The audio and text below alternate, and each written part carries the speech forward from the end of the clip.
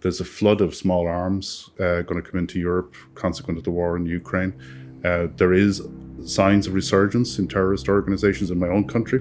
And we have new challenges we never saw before, like printing 3D guns and things like that. There was an arrest just 4 or 5 days ago. So I'm Alexandre Rodde, I'm a researcher. I specialize in any kind of mass casualty event and terrorism. I'm from France.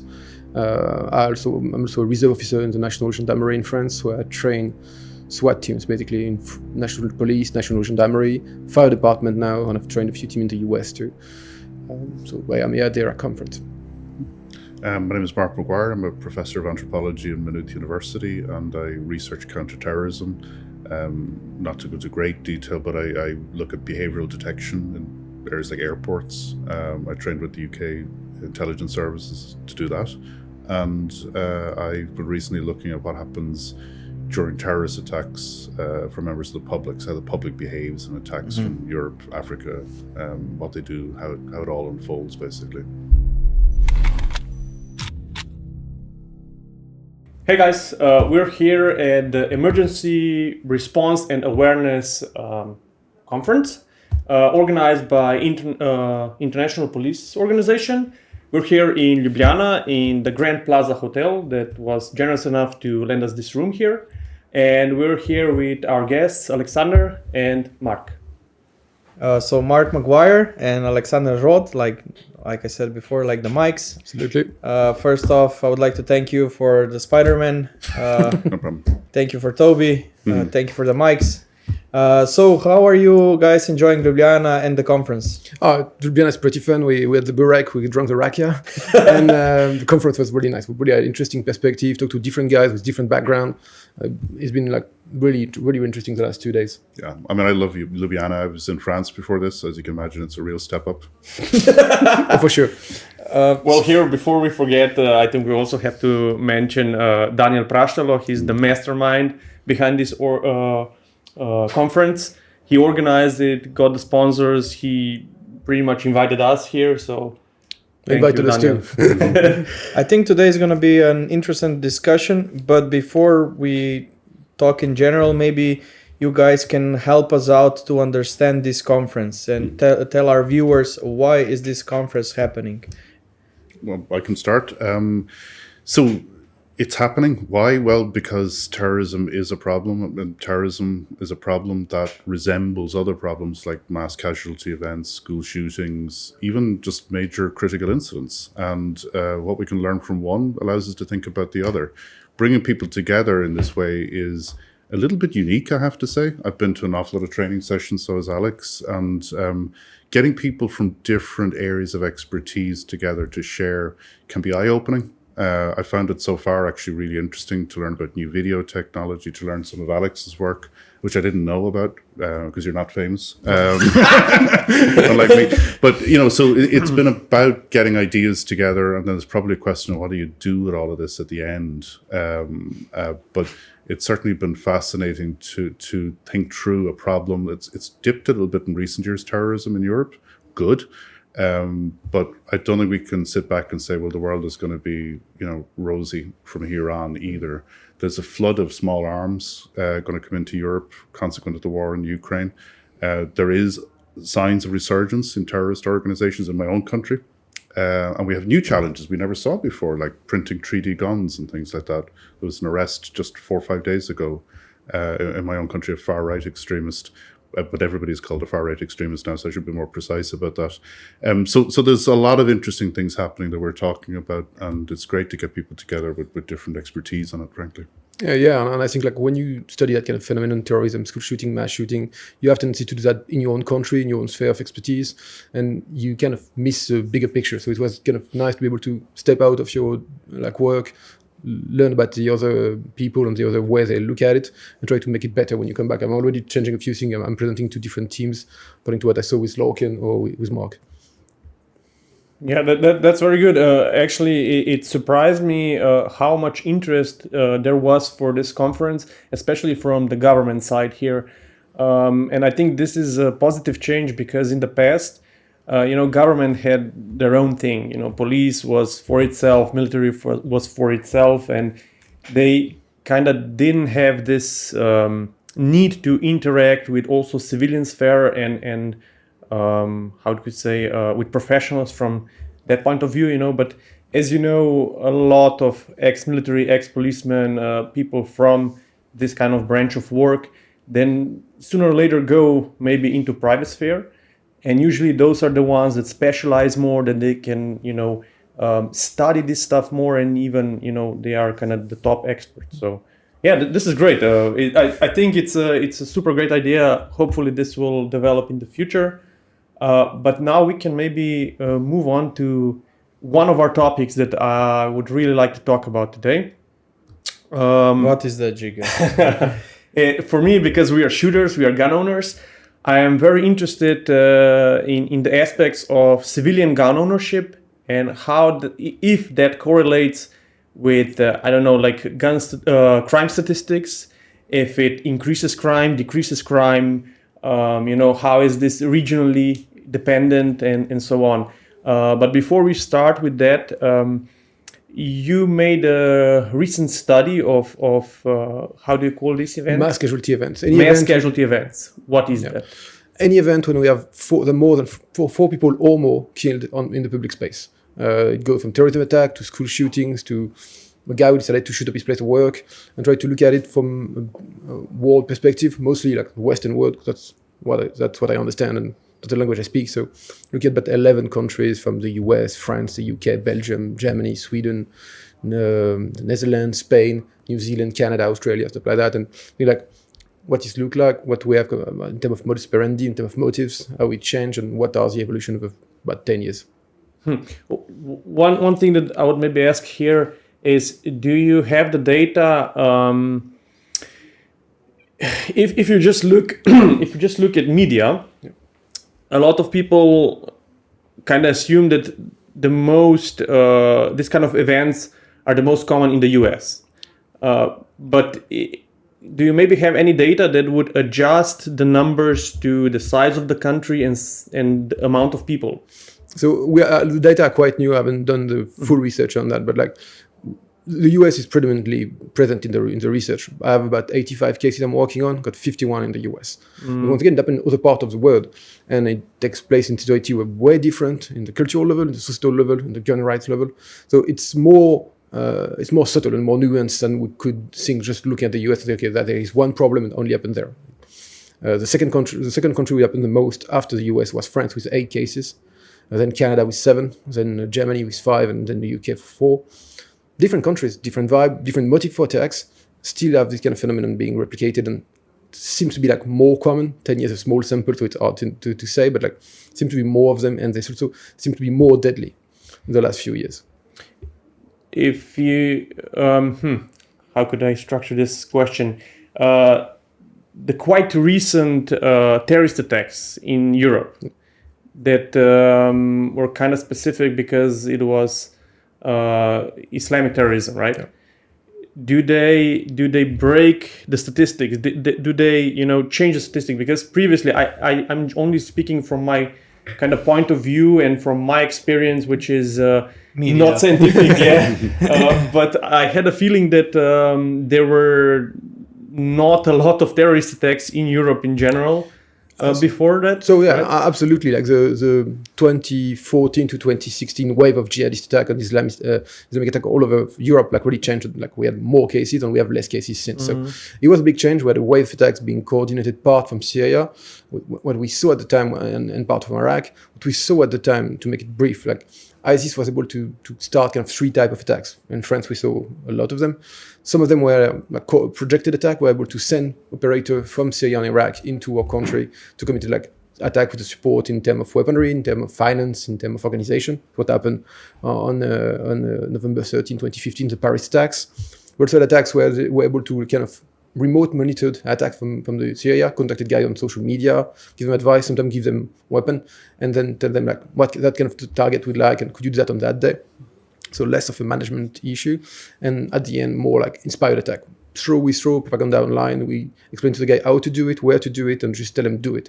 Some of them going to pick up on the advice and do it. And we had massive attack like that, like we talk about Nice early on, like Nice was 86 people killed with a truck. So it happened to that too. you can go back further though and get a better picture, I think. So the golden age, as it's called, of terrorism was the late 19th century. So that was marked by international anarchism. The president of America was assassinated by anarchists. So left-wing anarchism is responsible for an awful lot of terrorism even today, and we tend not to pay a huge amount of attention to it. In Greece, we can see quite a lot of attacks there. But that petered out.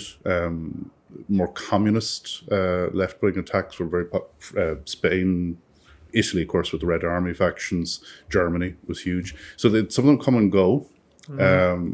And certain types of terrorism tend to wax and wane as well. So, for example, hijackings, most people don't know this, but in the 1970s, there were 2 hijackings per month in the United States. It was just a regular thing. You got on a plane, somebody hijacked it. Usually they were taken to Cuba. Not for holidays, there's and then that petered out as well, and you ended up with Libya and Middle Eastern countries state-sponsored terrorism. So it goes on like that, and then there's types of terrorism. So there's frankly informal armies in Europe, like the IRA in Northern Ireland, which has been resurgent, the real IRA. I can't believe it's the IRA, whatever expression you use. And then ones that you just wouldn't expect. In different parts of the world. I mean, I think a lot of people thought the Basque separatist movement had just disappeared and Corsica had disappeared, and yet there's still residual terrorism is how they're classified. But the reality is what Alex is saying is that, in France suffered this wave of spectacular, deadly attacks, and that's dominating the imagination for people. And personally, I don't think that's gone away because the movement behind it hasn't gone away. No, and it's one of the issues we face too. Like we had terrorism from early on in Europe and in the US. Obviously, it's a change of pace. We had more attacks and so way more deadly. Like we had a lot of attacks in the 80s. But in the 80s, like a big attack was maybe 5 dead, 4. We're talking about 19 in the Bataclan, talking about 39 on the outside patio. So it's a different type, it's a different scale, and it's a different challenge for law enforcement, for emergency services, for the general population too. And then the modus operandi, I mean, we can track this really clearly. We have these attacks using heavy weapons. There was a huge effort with European police to clamp down on the availability of illegal firearms, smuggling routes. And then trucks, the London Bridge attack, which I looked at very closely, 2017, they had kitchen knives basically duct taped to their hands, so they were like Edward Scissors hands. So like if you ban knives, they'll come out with broken cutlery or like a bottle or something. Yeah, right? yeah. This is the same. I think UK is a good example of how trying to ban stuff doesn't really solve the issue. But why was that kind of topic that I wanted to mention is because these severe terrorist attacks in France were kind of the start of the new European gun law regulation. That the first version that came out, the first white paper, was kind of recycled from early on. It was very similar to UK gun laws, very, very restrictive, and that failed, thank God.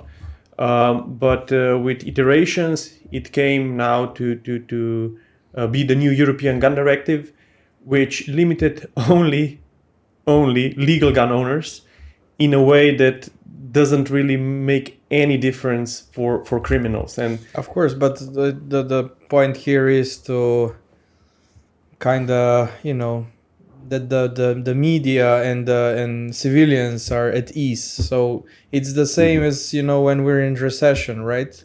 Let's put more tax on gas and on tobacco and alcohol, because this is how you get money very easy. It's hard to make some things, some laws that will actually change stuff. This is just some sand in the face to civilians, I guess, because I think nothing will change if you ban 20-round magazines or whatever, right? And then there's one, sorry, guys, I'm going to come over. There's one really fascinating aspect of this that legal scholars are starting to pay attention to, call it banning laws or whatever, is that none of them ever have a deadline, as this law will be off the books in 10 years, that it's the emergency powers or whatever. It's just, they're called sunset clauses. They just go on infinitely. And there's a real issue with the legal profession scrutinizing and parliamentarians in countries scrutinizing the laws and asking, why do we need this on the statute books?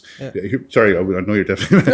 There's 236 new laws were introduced for counter-terrorism across Europe after 9/11. Nobody even asked if any of them were effective. No test of effectiveness. Like, that is bizarre. frankly. It is sand in the face again, right? Yeah. At the end, I have a perfect example. Sorry. 9 years ago, 12 years ago, there was a big, we're old. The big recession, right? That everybody in Europe had.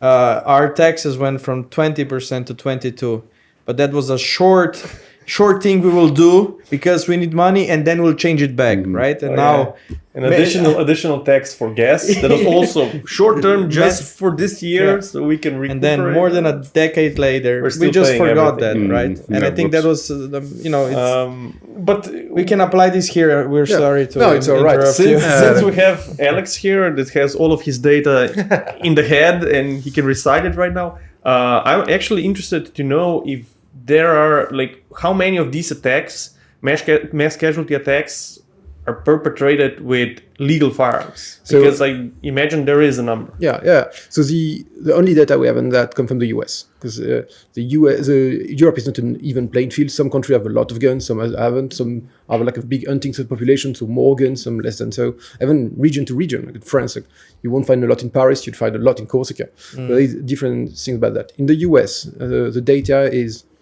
about 77% of mass shooting happen with a legally owned weapon. When you look at the number, it's mostly pistols, followed by assault rifle. One thing here that I will discuss. I know that our US viewers will hate me for this, but it's the facts. The laws in Europe and US are so different. Then in Europe, you can argue either way. What is better and what is worse? But in Europe, it's really hard to get firearms.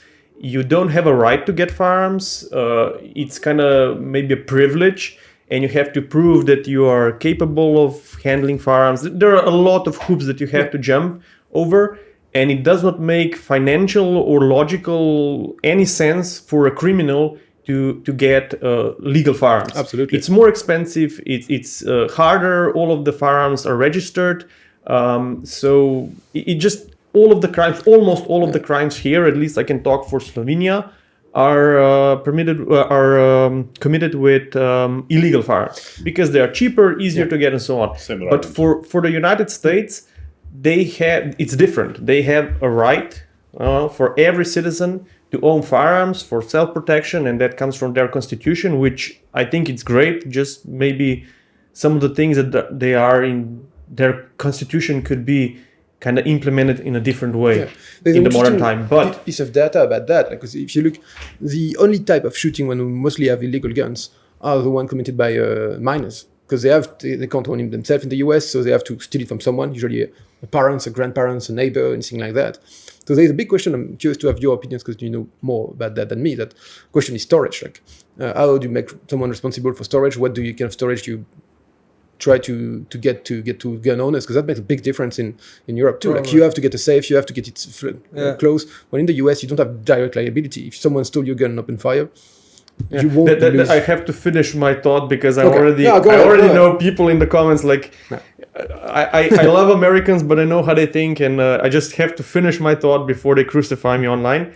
Why I think it's also the number of crimes committed with legal firearms in the United States is so high because the guns there can be bought by someone that has a background check. And like you said, the guns can be stolen from him. And a lot of people don't even report the gun stolen properly. And the second thing is they have private sales.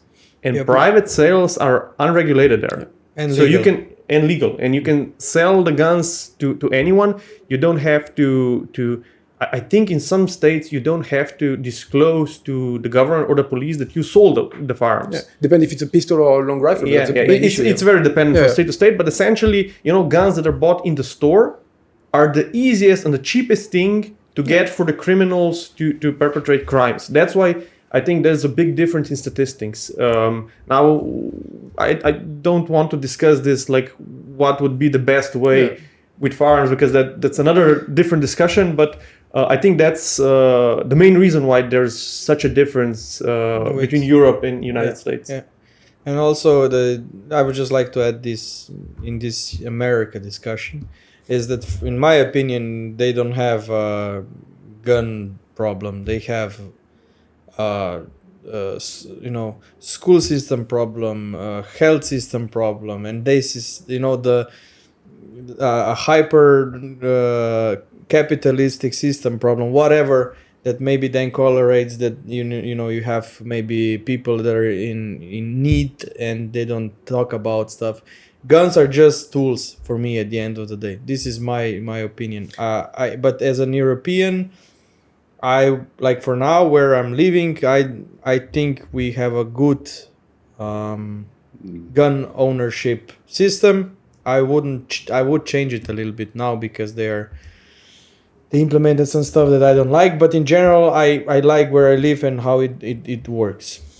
I think for terrorism, one way to look at it is availability of means. Like, if you can get guns, you use gun because it's an easier way. Like for most mass killing event, you use gun because it's easier. Mm-hmm. If you don't, you find something else. You use a truck, you use a car, you use a knife. You find a way to organize it. So once again, terrorists will always find a way to get more dangerous to be able to make casualties. So, yeah, but I mean, the reality is, it's the only thing we know has an influence on mass shootings is guns. I mean, so it's a philosophical problem on a level, if you know what I mean. In that, when you look at the data, the two countries that jump out are the United States of America and Yemen, right? So that is odd.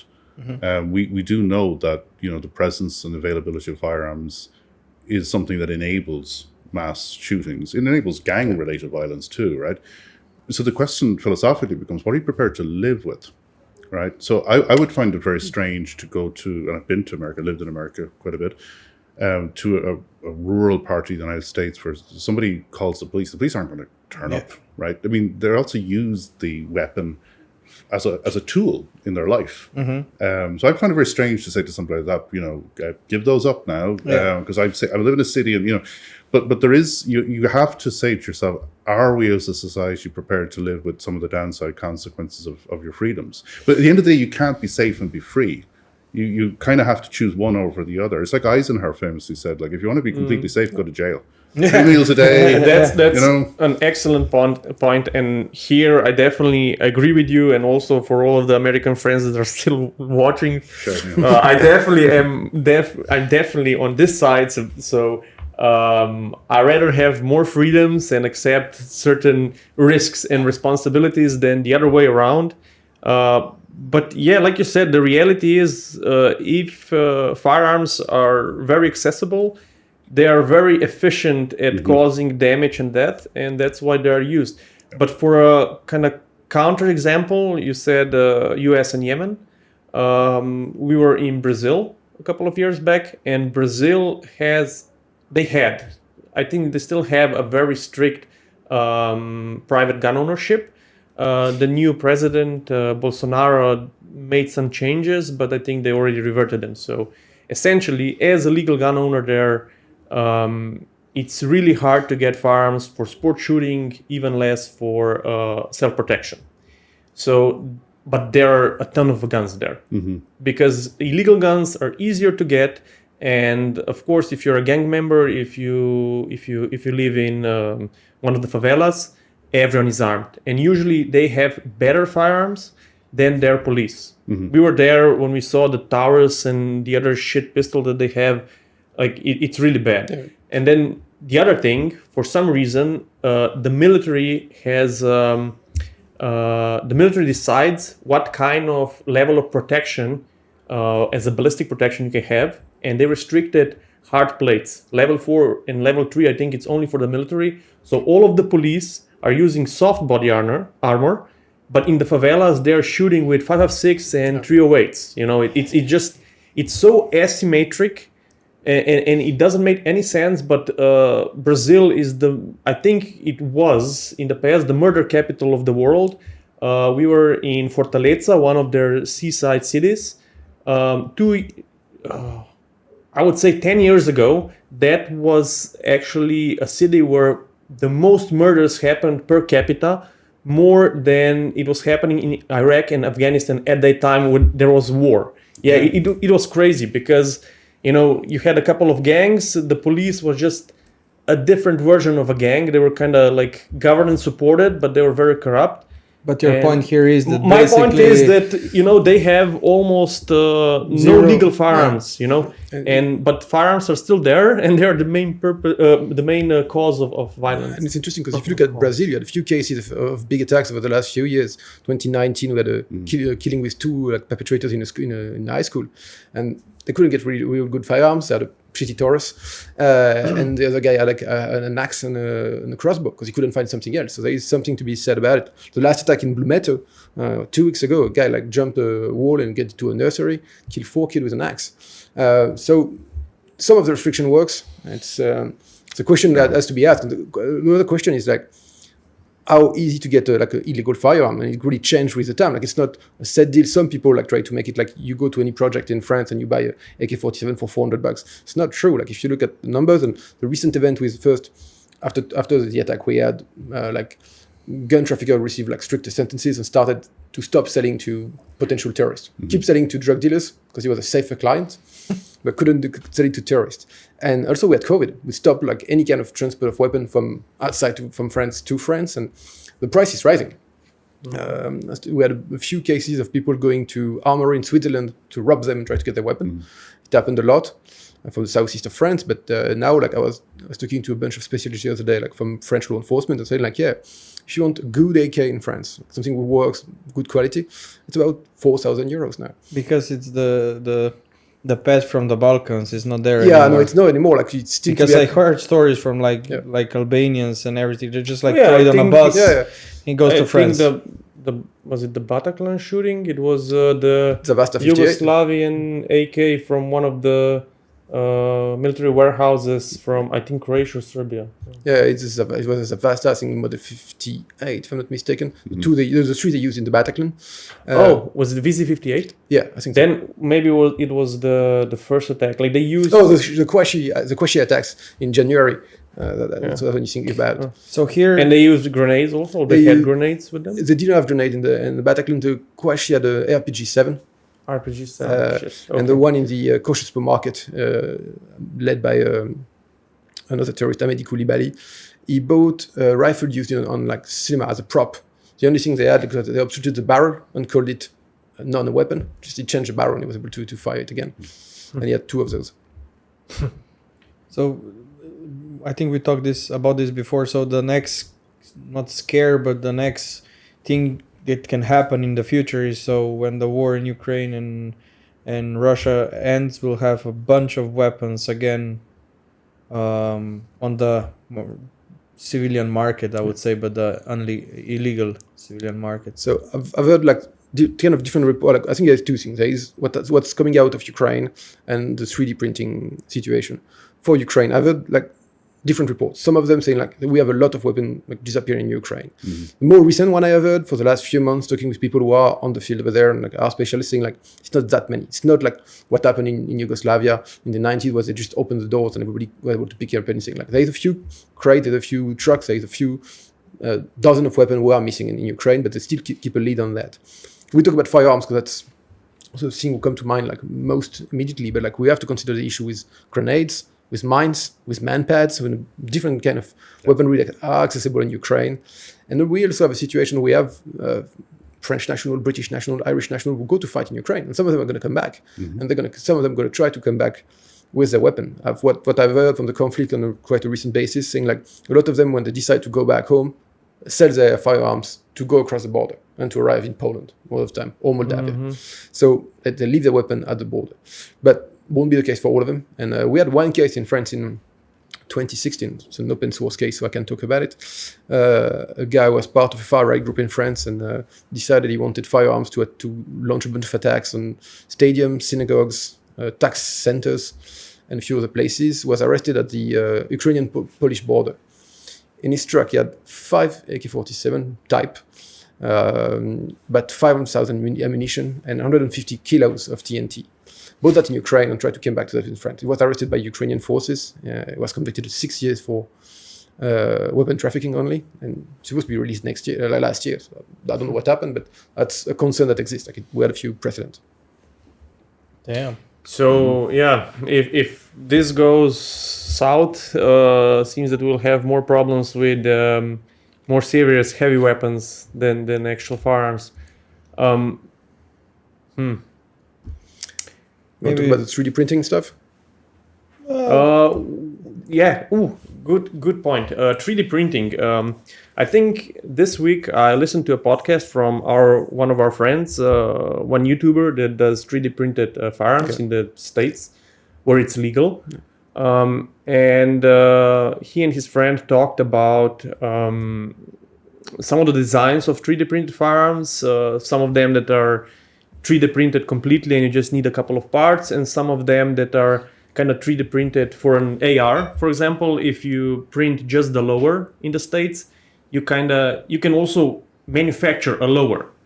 A lower receiver is the part that is serialized, and if you certain states, not all of the states, if you manufacture it yourself, you create that part, that's the regulated part, and then you can buy everything else, the barrel, all of the functioning parts, the bolts, and so on.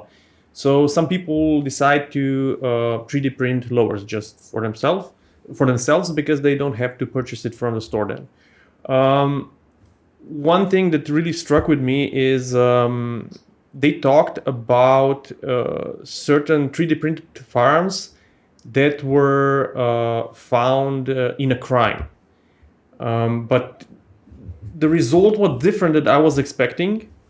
Essentially, almost all of the cases that they mentioned was people being arrested for something else, and they had a 3D printed firearm with them. Or, for example, one guy was underage, and he had an accident on a shooting range, and they confiscated also his 3D printed firearm. And these kind of cases, there was no case that someone would shot someone else with a 3D printed firearm, which was kind of very surprising to me because that's the biggest scare right now, I think. So the US, I remember the ATF published a number, I think a few months ago. In 2016, they seized 1,400 firearms, 3D printed firearms during investigation. As you said, mostly working on something else, found some drugs, go to the house and find also 3D printed weapons. In 2021, it moved to 19,000. So it's more than 1,000% increase. So that's a concern. But most of the cases, it's something we found during the investigation, not something was used. We have one case in Europe. We have Halle in Germany in October 2019. Far-right militant shop in front of a synagogue during Yom Kippur. Had two weapons on him. FGC-9, if you saw the prototype. Yeah, so it's a submachine gun and some sort of a pump reload shotgun. He was able to, so he was really incompetent with his weapon. He wasn't good at it. He recorded it on Twitch. So we were able to see him moving, and it was kind of interesting on a training level. But he was really bad with his weapon. But weapon were functioning. They had a bunch of issues, but still able to do that. He was able to kill 2 people. And the scary part, he says during the live, and he talked about it in the manifesto he released, saying it cost me $50, and it took me a weekend to do it. And that's a concern for us because maybe it's not a concern straight really right now, but it would be in 2 years for most law enforcement agency. And what can happen next?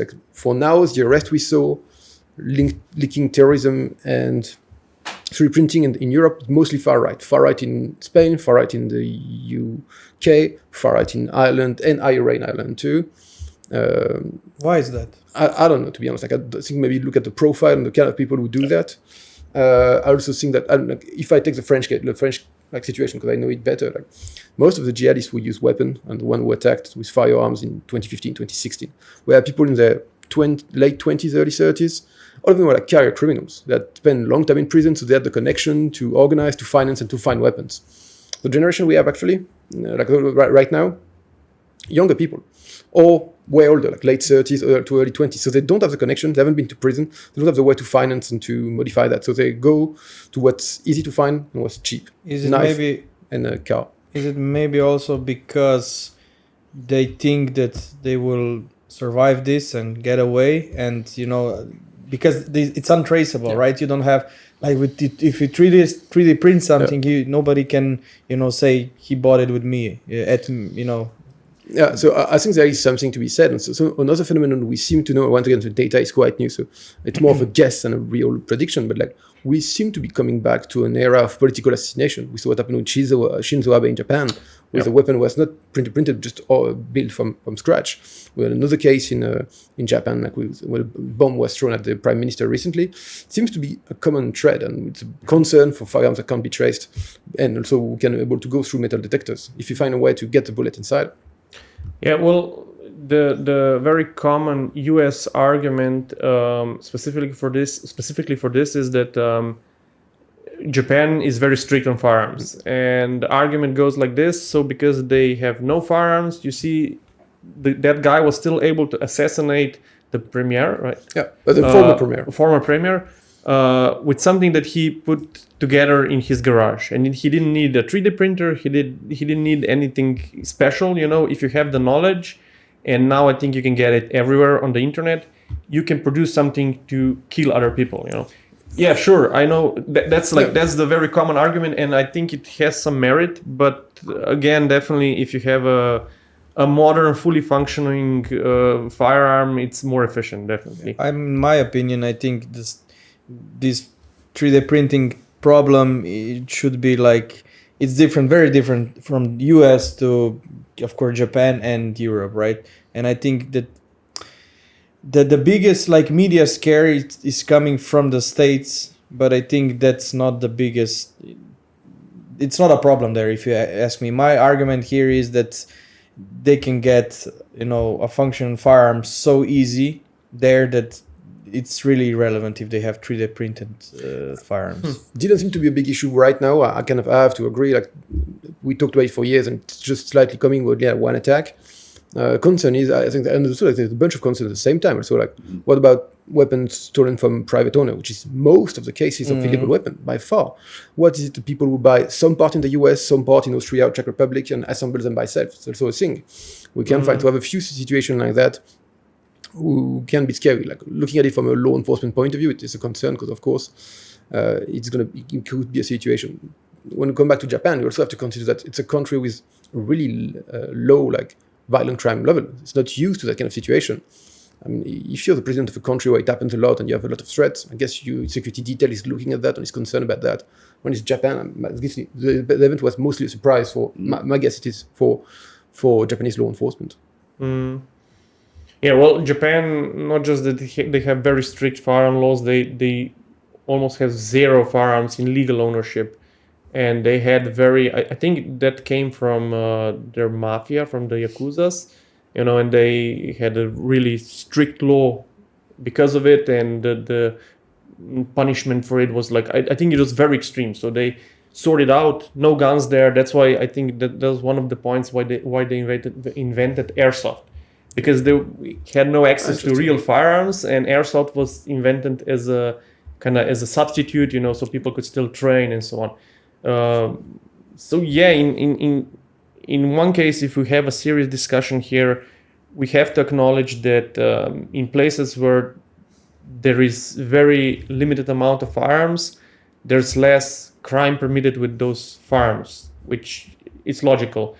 But for example, if we look at Europe, which is kind of specific, but we have firearms in privately owned, civilian, legal firearms in almost every country. Some have more, some have less. I know that a lot of people usually use Switzerland as a good example. Poland, Czech Republic, and Czech Republic is especially prevalent now with the better laws. But essentially, you have some countries that have a lot of guns, but not that much or even less crime committed with these firearms than some other countries that maybe have more restricted gun ownership. I'm not sure that's true. So you probably know more, Alex, but Switzerland has quite a high instance of death by gun, by firearm. Really? It does, actually. Sometimes it's suicide, domestic. Oh, okay. Suicide, that's also very common in Slovenia. I think we are on the top of suicides. But with us, next to Japan. Murder suicide situations are usually or just suicide. It's quite common here, but usually is with an illegal firearm. even with the legal ones. Yes, but it's much more frequent with illegal firearms, because I'm very egoistic. So every time I open a media outlet and I see murder, suicide, whatever, and gun, I just egoistic again, just illegal, please. Illegal. No, but that's illegal. one thing that I noticed when the new European Firearm Directive was assembled and suggested. They had statistics that they mentioned for Europe, and the amount of deaths and like crimes committed with firearms was way off the charts.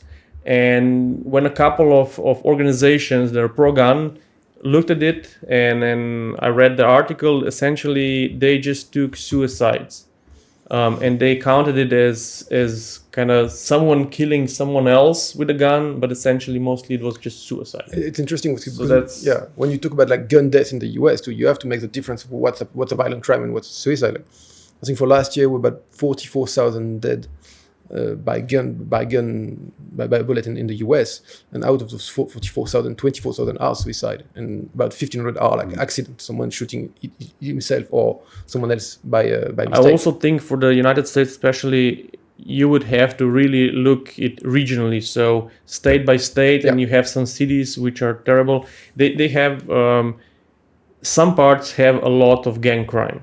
Mm-hmm. And a lot of, violent crime with firearms, but it's very specific. I don't think it's just because of guns, but it's because of that social economical status of that part specifically. And there's two things to talk about that are interesting. First of all, the United States has far higher instance of crime in areas you wouldn't expect it to be. So a lot of the southern states in the United States have very high instance of violent homicide, basically, and then it's a very different culture from New York to Georgia. So there's interesting differences, but they're not in the way you'd expect. But you made a comment just about statistics and encouraging people to read behind what you're getting in the headlines. That is really important. I mean, one that I noticed recently, and I'm one of those people, I'm just a terrible dinner party guest or something. I just got to go down. You just say no. Let me tell you why. I just have a drink and shut up usually. But one of them I just noticed in passing, and I'm not an expert on some of these matters. But I read a headline that said that the leading cause of death amongst children in the United States were guns. I thought, and you can Google this. That is in headlines, and I remember reading a couple of years ago. Actually, it was the second leading cause. So I know somebody's been tracking it, and what they did, of course, is that somebody manipulated the health data. So they took out infant mortality, because the leading cause of death for kids is infant mortality, obviously. So they just literally manipulated to boost the deaths and say, well, which is very wrong. But on the other side, U.S. really has a problem with children deaths by firearms. Sure. And this is very simple because they have. I don't even think if regulations would change this, but essentially you have a lot of stupid people. No, but this is I can call them stupid because like people do not secure their firearms. They leave the firearms Alex said at the beginning. And that's the same can happen in Slovenia, and we had a couple of cases similar to this because people have safes, but they left a loaded firearm somewhere. Or what's more common in Slovenia is negligence. People shooting themselves or someone else, or if they are lucky, they're just shooting something at their home. Because they think, the gun is empty. Cleaning accidents and so on. I'm not going to dispute your thesis that there are stupid people in the world. That seems perfectly reasonable. But I do think if you're trying to convince the public of a serious policy matter, you shouldn't start by lying. Yes. Yeah. I think you can convince the public by saying this is the fourth, cause, or something that's truthful, and trust people to behave rationally as voters at the end of the day, and. But it's a very bad idea because, of course, it encourages conspiratorial thinking. And in that instance, the conspiracy is right. It was somebody manipulating data, right? So, there's a lot to this, actually.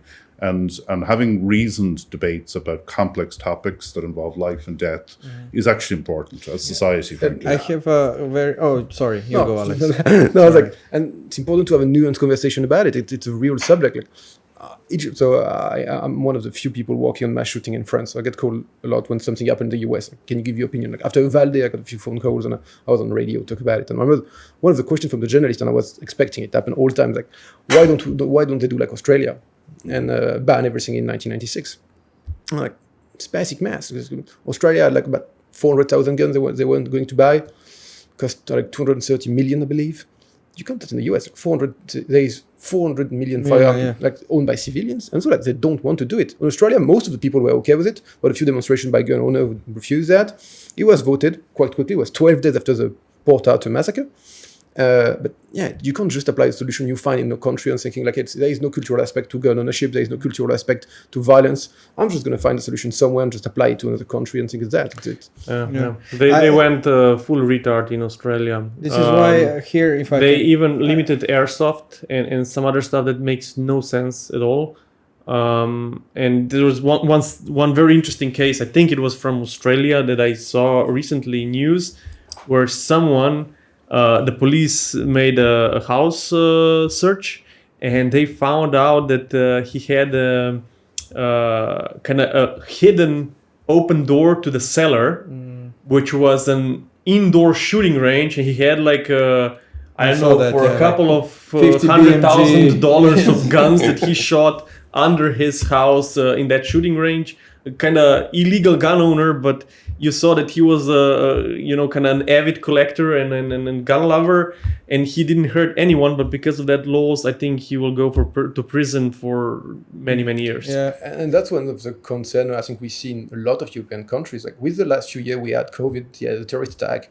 There is a real scare in the population, and that part of the population would decide to get legally armed for that. Like we saw a rise in France in the number of like legal gun owners because of the situation. I think it's quite similar in Germany. I think it's quite similar in a lot of places like that. And some people are just scared and they don't want to hurt anyone. They think the situation is going down. We had a few events we never saw before, like so many attacks on war soil, COVID, and decided, I'd rather have something on my side. I'm going to buy a gun. I'm going to find a gun. Maybe it's not because you need toilet paper. You know what happened with the toilet paper? It's scary. That's terrifying. French people have bidets, but what about the rest of the world? Damn it. We can prepare. So here is maybe the perfect intermezzo where I can maybe ask you guys, what would be the perfect world with gun ownership or without it? Like, in your honest opinion, what do you guys personally think would be the best way, it should be, basically? You want to go first? Mark? Well, thank you. So I should take a long time to answer this because it's only fair, because my country has had pockets of war for a very long period of time, kind of restarted, unfortunately, some violence. And to understand that history, the short version is when our state in its modern form was founded in the 1920s, it was one of the most heavily armed countries on planet Earth. And we introduced an unarmed police force. And so one of the things you can learn from history like that is you shouldn't end up in an arms race in your own country between whatever faction you think is a threat. It doesn't work. We can say that fairly confidently. We have very restrictive gun laws. I mean, unless you're a farmer whose life is threatened, or a detective, essentially, generally you don't have a weapon. Or if you're a terrorist, you have a anti-aircraft system. And if you're in a gangland environment, you can, as I said to Alex earlier, in Dublin you can rent a firearm to commit a crime, and then you drop it back later, like a bureaucratic What is it service. called? Gumber. 1-800 lock. No, but these things are imperfect. The question is societal. What kind of society do you actually want to live in?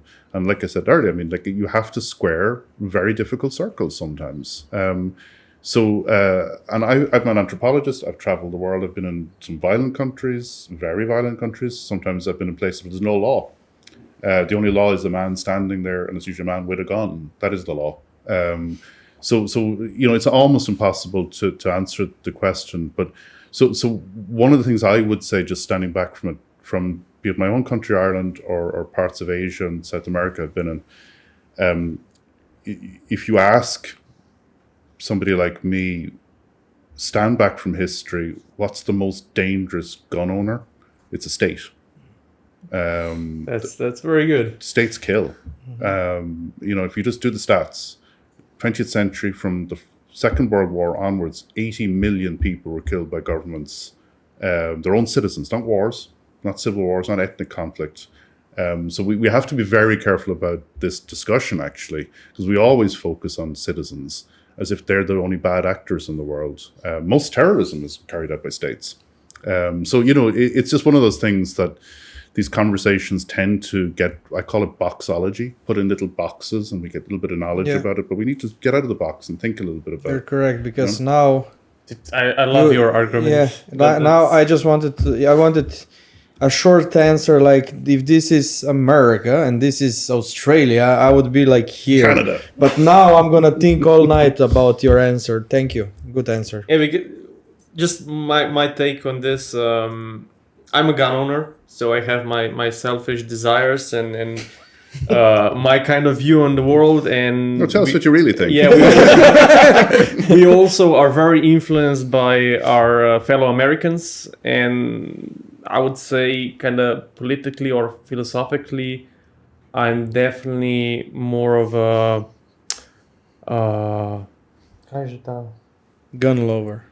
yeah, I'm gun lover, but what's the political term? Donald Trump. Ne, veš ti, ki so shitno, niso... Libertarians. Yeah, libertarian. Yes, that was the word that I was searching. I know him for so long that Thank he's just you. like, bruh. Thank you very much. I'm kind of libertarian thinking, and I would definitely prefer to see more relaxed gun laws, more people armed, in this kind of way. But I'm also a realist, and sometimes I think about what kind of people I meet.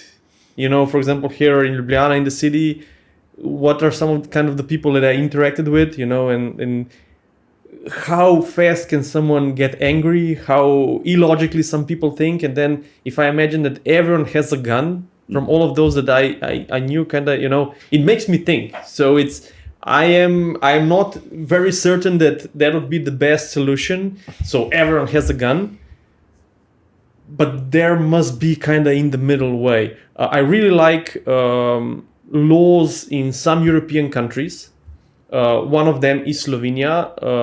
Getting guns here is not easy, but it requires you to know all of the gun laws in our country and in Europe. So you know what you can do, what you cannot do, where are the limitations. You have to know at least the basics of first aid. And you also have to know not just the basics, but general rules of safety, how to handle with a firearm, how to disassemble it, how to clean it. And essentially that just gives you a good start, before you buy your first gun. Now, it's not perfect. It definitely is not perfect. The medical exam that you have to do includes... It's stupid. Yeah, It's but stupid. it includes the psychological evaluation of the person getting the gun. I can tell you that there are 3 or 4 cases that I know about of people. Some actually, I think one of them committed murder-suicide. He had legal firearm in Slovenia, and he was approved by the psychologist as, you're good to own guns. What a case in Russia last year was Does really that interesting. even make sense then? Well, just to add here So- and then go Yeah, to go. you. Yes, because those essentially are like, the exams for truckers. Well, it's basically the same. Do you drink? No. Your knees, bam, good. Off you go. It should be much more in details, but the question is, would it really caught someone that wants to commit a crime 10 years later? No, but I think it's impossible. I think that in Slovenia is good because it's not what you do, but it's the path you need to make, right? Because first you need to, I have this desire to have to be a sport shooter or a hunter or whatever. Okay, then you go to some lections. then you have the exam, then you need to apply for the medical test, you need to wait for 2-3 weeks before the medical, then you need to find a shooting club, then you get a shooting club, then you have all of these things, and then you go to the office and say, I want to buy my first gun, and then they check your police records, your court records, everything, and then after 3 more weeks you get your first buyer's permit.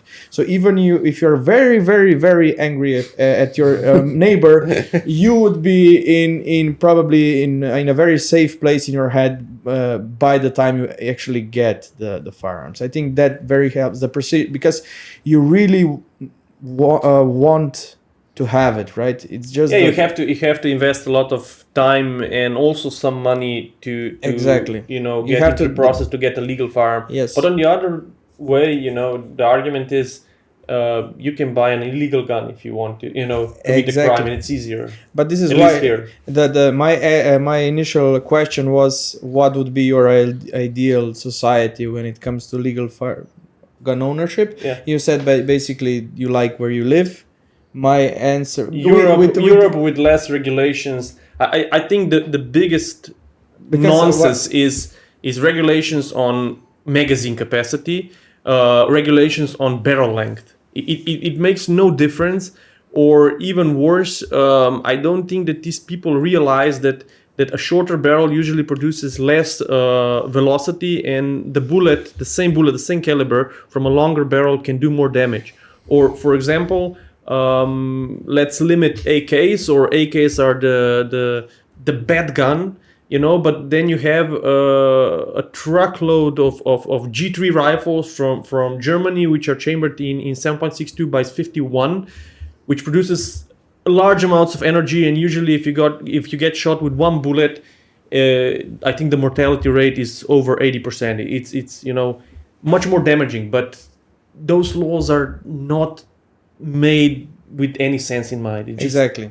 Okay, sorry. I wanted to hear your guys' answer. We just listened to Giga for 15 minutes, but please, Alex. I had 2 points too, because I think it was interesting what you guys said. The first thing about the psychological test before buying gun. I think most of the time it's more like the state feel like they have to do something and decide to organize something. But an interesting case in Perm, Russia last year, a guy failed the psychologist test. Guy was like, no, you can't have it. Like, to have to fail it, you have to be pretty, like, obviously trying to organize something. The guy's like, what can I do? He's like, oh, you can pass it again on Monday if you want. Like, guys said, okay, came back home, downloaded hours of tested, did it again, came back and got it on Monday. 3 weeks later, he was shooting up his university, killed 6 people. So once again, people find a way. And if you just try doing like some regulation just to slow down the process, it's not useful. Like make it so you really don't get dangerous people to get guns. The one interesting part about like magazine capacity and stuff like that, there is a few interesting studies in the US that show that it has an impact on mass shootings. Like training people and trying to organize target. Like if you have like a 30-round magazine, you got a better shot at reaching the at least middle threshold of 4 I was talking about, and having more people killed. Once again, I don't think the regulation is super useful for one reason. Like, yeah, sure, you can't have them in Europe, but you can 3D print them, or you can buy them abroad and send it. It's really easy to get. So it doesn't make a big difference. It makes it's a good idea, because technically it limits the capacity to make more homicides, to commit more homicide, but it's so easily circumvented that it really doesn't have an impact. If I can, thank you.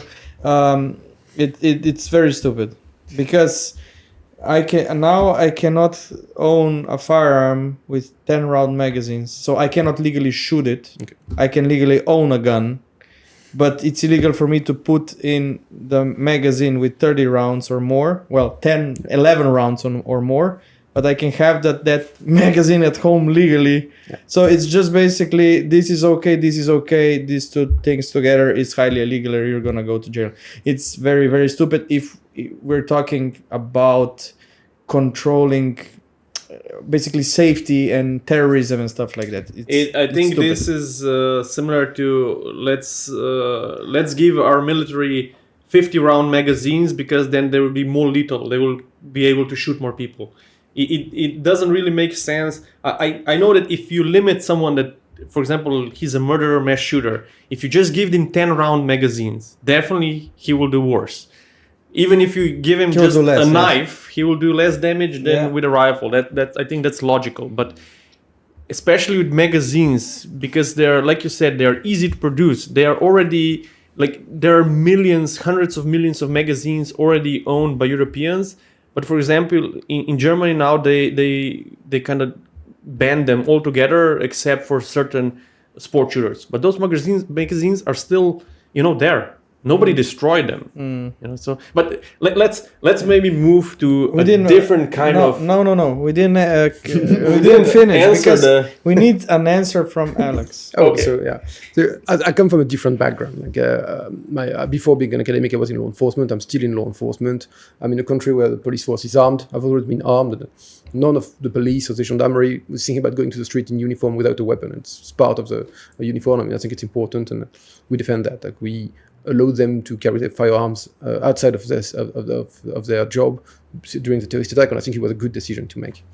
But also coming from a law enforcement background, you have to consider, and I work in two countries I know quite well, are France and the US, that you have really dangerous people outside. You have people in the street who, for personal reason, for ideological reason, are ready and are looking forward to commit mass murder. And we saw that everywhere, so that in a lot of countries, and we're seeing more of that. So my first take on anything policy related, like, I don't think my opinion makes good policy. I think I'm smart enough to do a few things, but people shouldn't listen to me in terms of policy because they require a few things. There's a balance to be found between security and liberty. And once again, the idea of we're going to provide security up to a level that you don't need your liberty, it's scary to me. I don't think it's a good solution. And also, if you are going to restrict liberties from people, you're going to have to be able to provide a level of security that's useful. If you see that violent crime is rising in your country, that there is phenomenon we never saw before, with those mass scale events I mentioned, with mass murder in the street, it's reasonable by members of the population, by civilians, to say, hey, I'd like to be able to defend myself if something happens. Once again, we have to be careful and we have to prevent those people who are dangerous and who are looking to harm us. But we also have to give an answer to reasonable people who said there is a phenomenon which scares me and I'd like to be able to have a chance or a way of acting on my own behalf to protect my own freedom. So it's a difficult question and not the perfect answer. But this is, you're just talking about people that want to defend themselves. You know, when it comes to guns, there's also hunters and sport shooters and people that are just. But that's a very good point of view. We spoke about Brazil earlier. I think that's one of the problems there. The only you have a very, very small amount of legal gun owners that are allowed to concealed carry, I think. There are multiple reasons, legality and also their taxes. Like they tax all of the outside guns that are imported in Brazil for more than 100%. The prices are crazy. You pay up to $2,000 for a Glock. That's why they get so many tourists. So essentially, they limit the access to guns. So only wealthy people can have guns and protect themselves, and even that percentage is very small. But they allow all of the police officers to conceal carry in private. And actually, if you look at their statistics and their cases, those are usually the guys that saved the day. And statistically proven any kind of mass shooting. Like you have an armed response by someone who knows, even if it's in civilian clothes, that makes all the difference. Exactly, and this is a perfect segue to the other part of the conversation. We were kind of going into casualties and using guns for bad. Now using guns for good. So you kind of had a look in a lot of these kind of cases, and you looked at statistics. Do you have any cases in Europe where maybe a legal or illegal gun owner would kind of solve the issue, or was the one that stopped the attacker? I don't have them in Europe. I have a few cases in the US who are quite interesting. There are a few data in the US about the situation, like the good guy with a gun argument. And it's quite an interesting situation. Like if you look at the resolution of mass shooting in the US, about 3% of the cases are solved by a guy who has a gun on him and is able to neutralize the threat.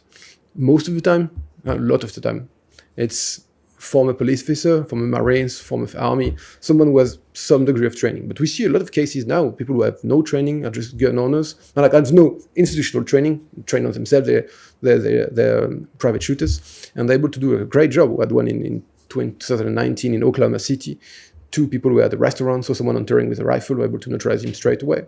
We had the case in 2017 in Sutherland Springs, the shooting in the church kills 26 people and was neutralized by a professional, like a competitive shooter, was just downstairs, run like barefoot with his AR-15 and was able to neutralize the shooter. And we have the case in White Settlement, I think during COVID. Church case too, old guy with a big white beard in Texas. The guy entered the church with an AR, I believe, and he pulled out his pistol and was able to neutralize him straight away. Like really cool guy. And he shot him through the whole, like I think it was 20 something meters headshot. It was one shot of SIG 357, I think. It was. It's Texas. Everything is big in Texas. Churches, guns. I think one interesting case was in Bosnia, if I'm not mistaken, where an illegal gun owner stopped kind of a mass shooter, mass killer. I don't know what was the cause, but someone started to go from home to home. I think he killed his parents with an axe or something like that. He started to shoot at other neighbors. And someone there, later they discovered, I think he was some kind of like, I don't know if he was a criminal, but I think he stopped the killer with an illegal gun and it just like went away. And then later they found, and so that was an interesting thing where, you know, it was not a legal gun owner, but still he stopped a kind of mass shooting and did a lot of good. No, we talked about resilience a lot during the conference, coming back to the conference, but like having population whose trained was able to respond in different way, like helping people to evacuate the building, organizing the lockdown, providing first aid and second aid, as Mark would tell about.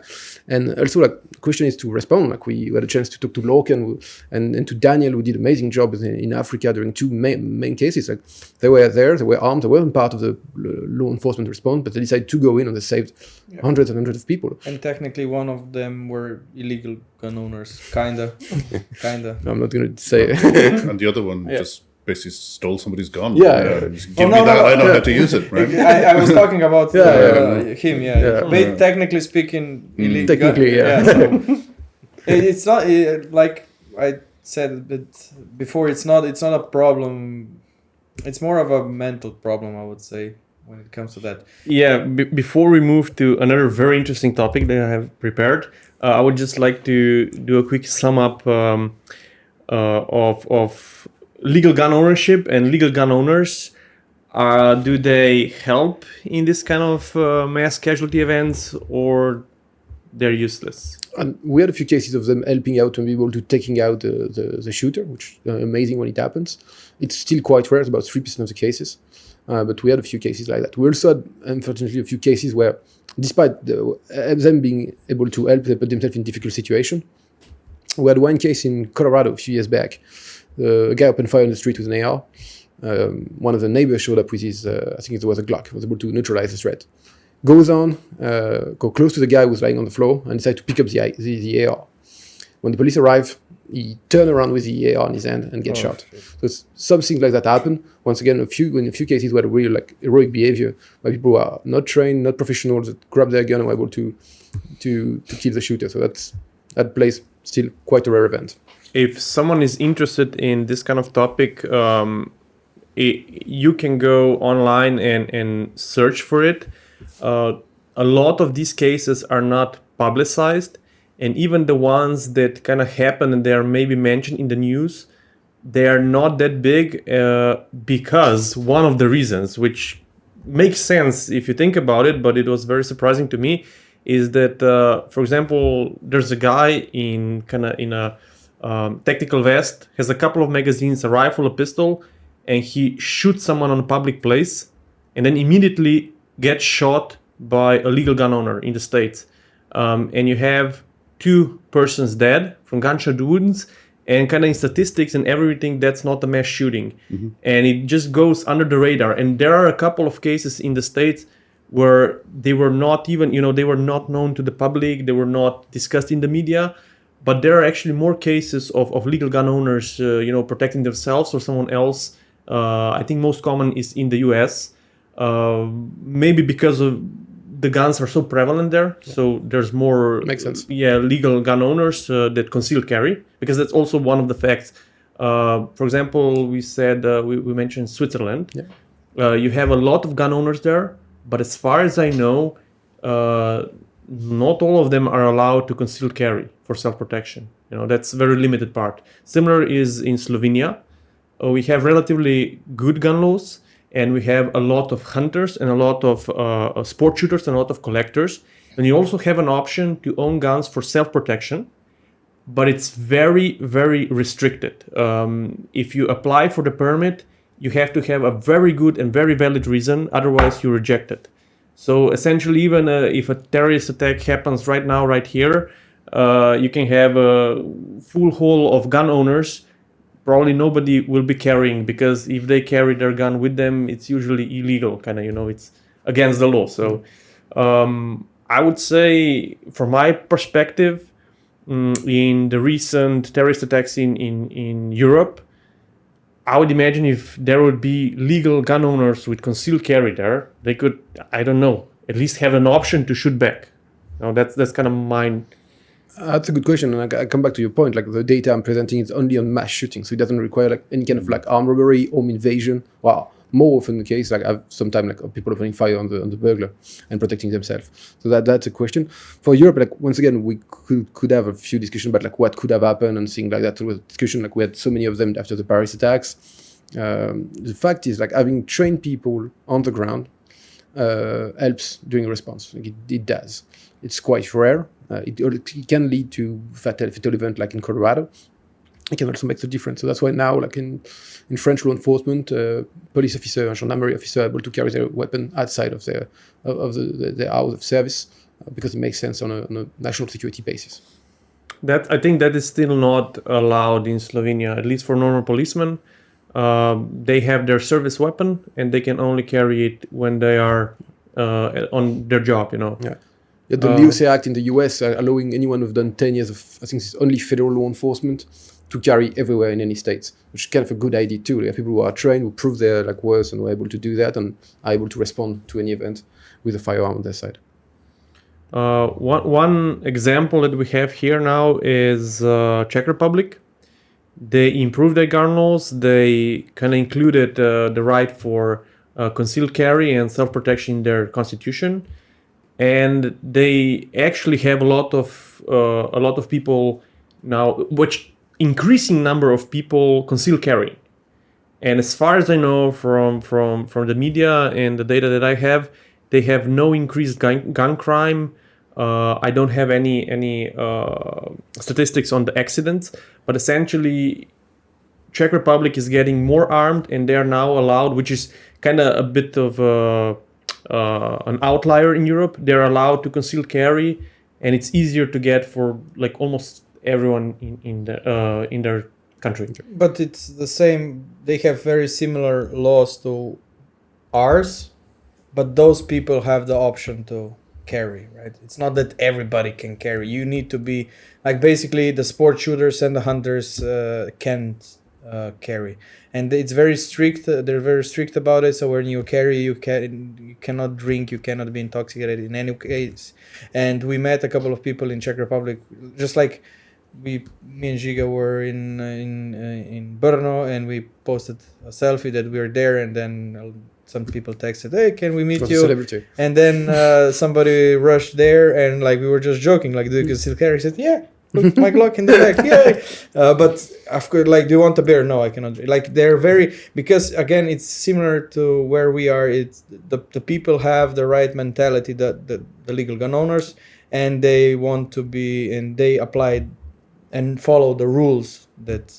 But my point here would be, if the increased gun ownership and increased number of people conceal carrying doesn't increase accidents or people shooting each other for no reason, I think that's a good thing. Because if you're a potential terrorist and if you're selecting a country where you want to do a mass shooting, Yes, I would then, choose a country where maybe guns are more restricted, where I know that people will not be armed, kind of get easy targets for my but attack. the first step would be, I think, what they did in France. I didn't know about this. This is a very logical step. So that officers and maybe even like army people can, concealed carry or it's a question for reservists, army people, Yeah. municipal PD, trained protective officer who carry guns in France. Few things like that could be done.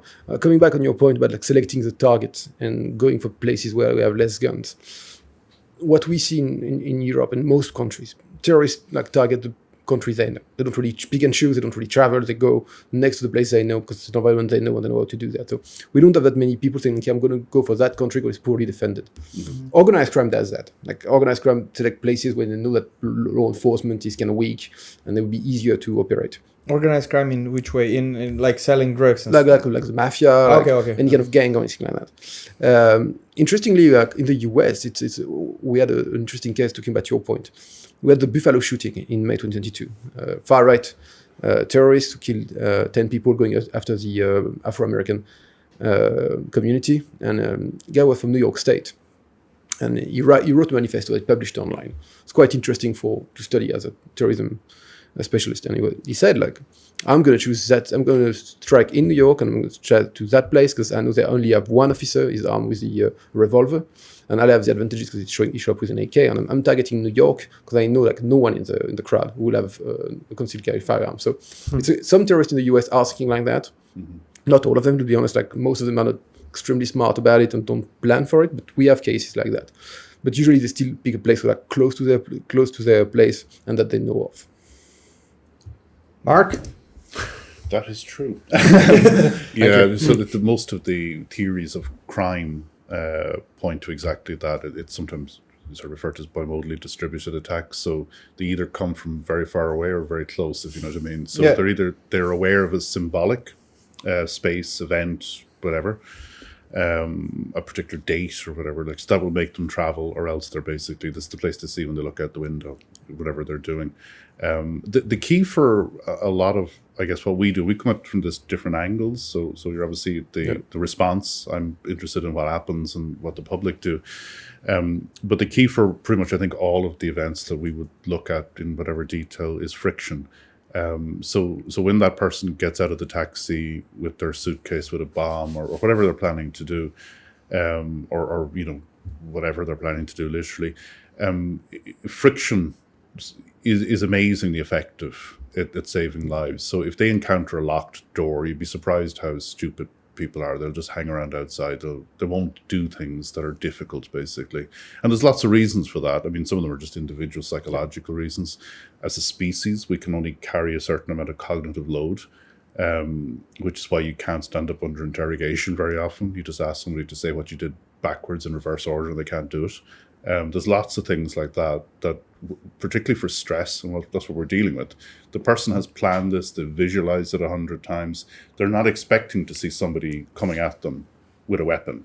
And all hell breaks loose in their mind. They just can't process the information. So most of what we do in Western Europe in critical infrastructure sites, airports or wherever, is just introduce little behavioral or environmental friction points. Signs, rotating patrols, things like that, anything to make it confusing for somebody. And that can be quite effective. But I mean, you're going to the end point, which is how do you bring kinetic force to bear on kinetic force?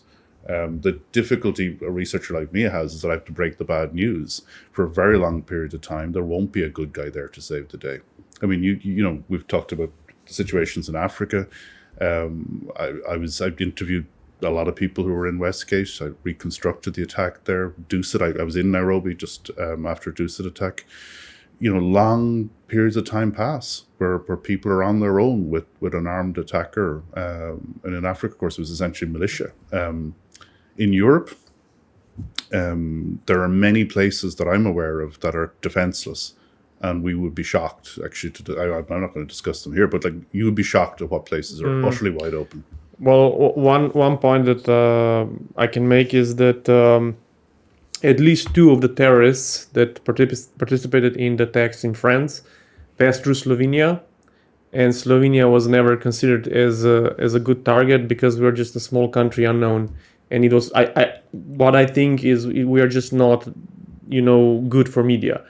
It's much better to do a terrorist attack in the middle of France. But otherwise, I think I'm not in this sphere anymore, but I think our government kind of realized back then that we are an easy target, and they did some changes. But at the time, kind of we were a sitting duck. But nobody just kind of considered us as a target. And to think about people who, the team of 9 who showed up in Paris and opened fire and killing 130 people in November 2015, they also choose France because they were French. Or Belgium in some case, but like they're striking something they know, societies they're part of. They wanted to make it shocking. So some of them were Belgian, some of them were French, but the team who attacked the Bataclan was the main target. Was the big massacre. Was the only team full of only French nationals. They wanted French nationals to kill French nationals because it was more of a symbol. It was something important, and the way they described Paris at the time in the communique they left after that was it's a capital of perversion. That's why we should strike there.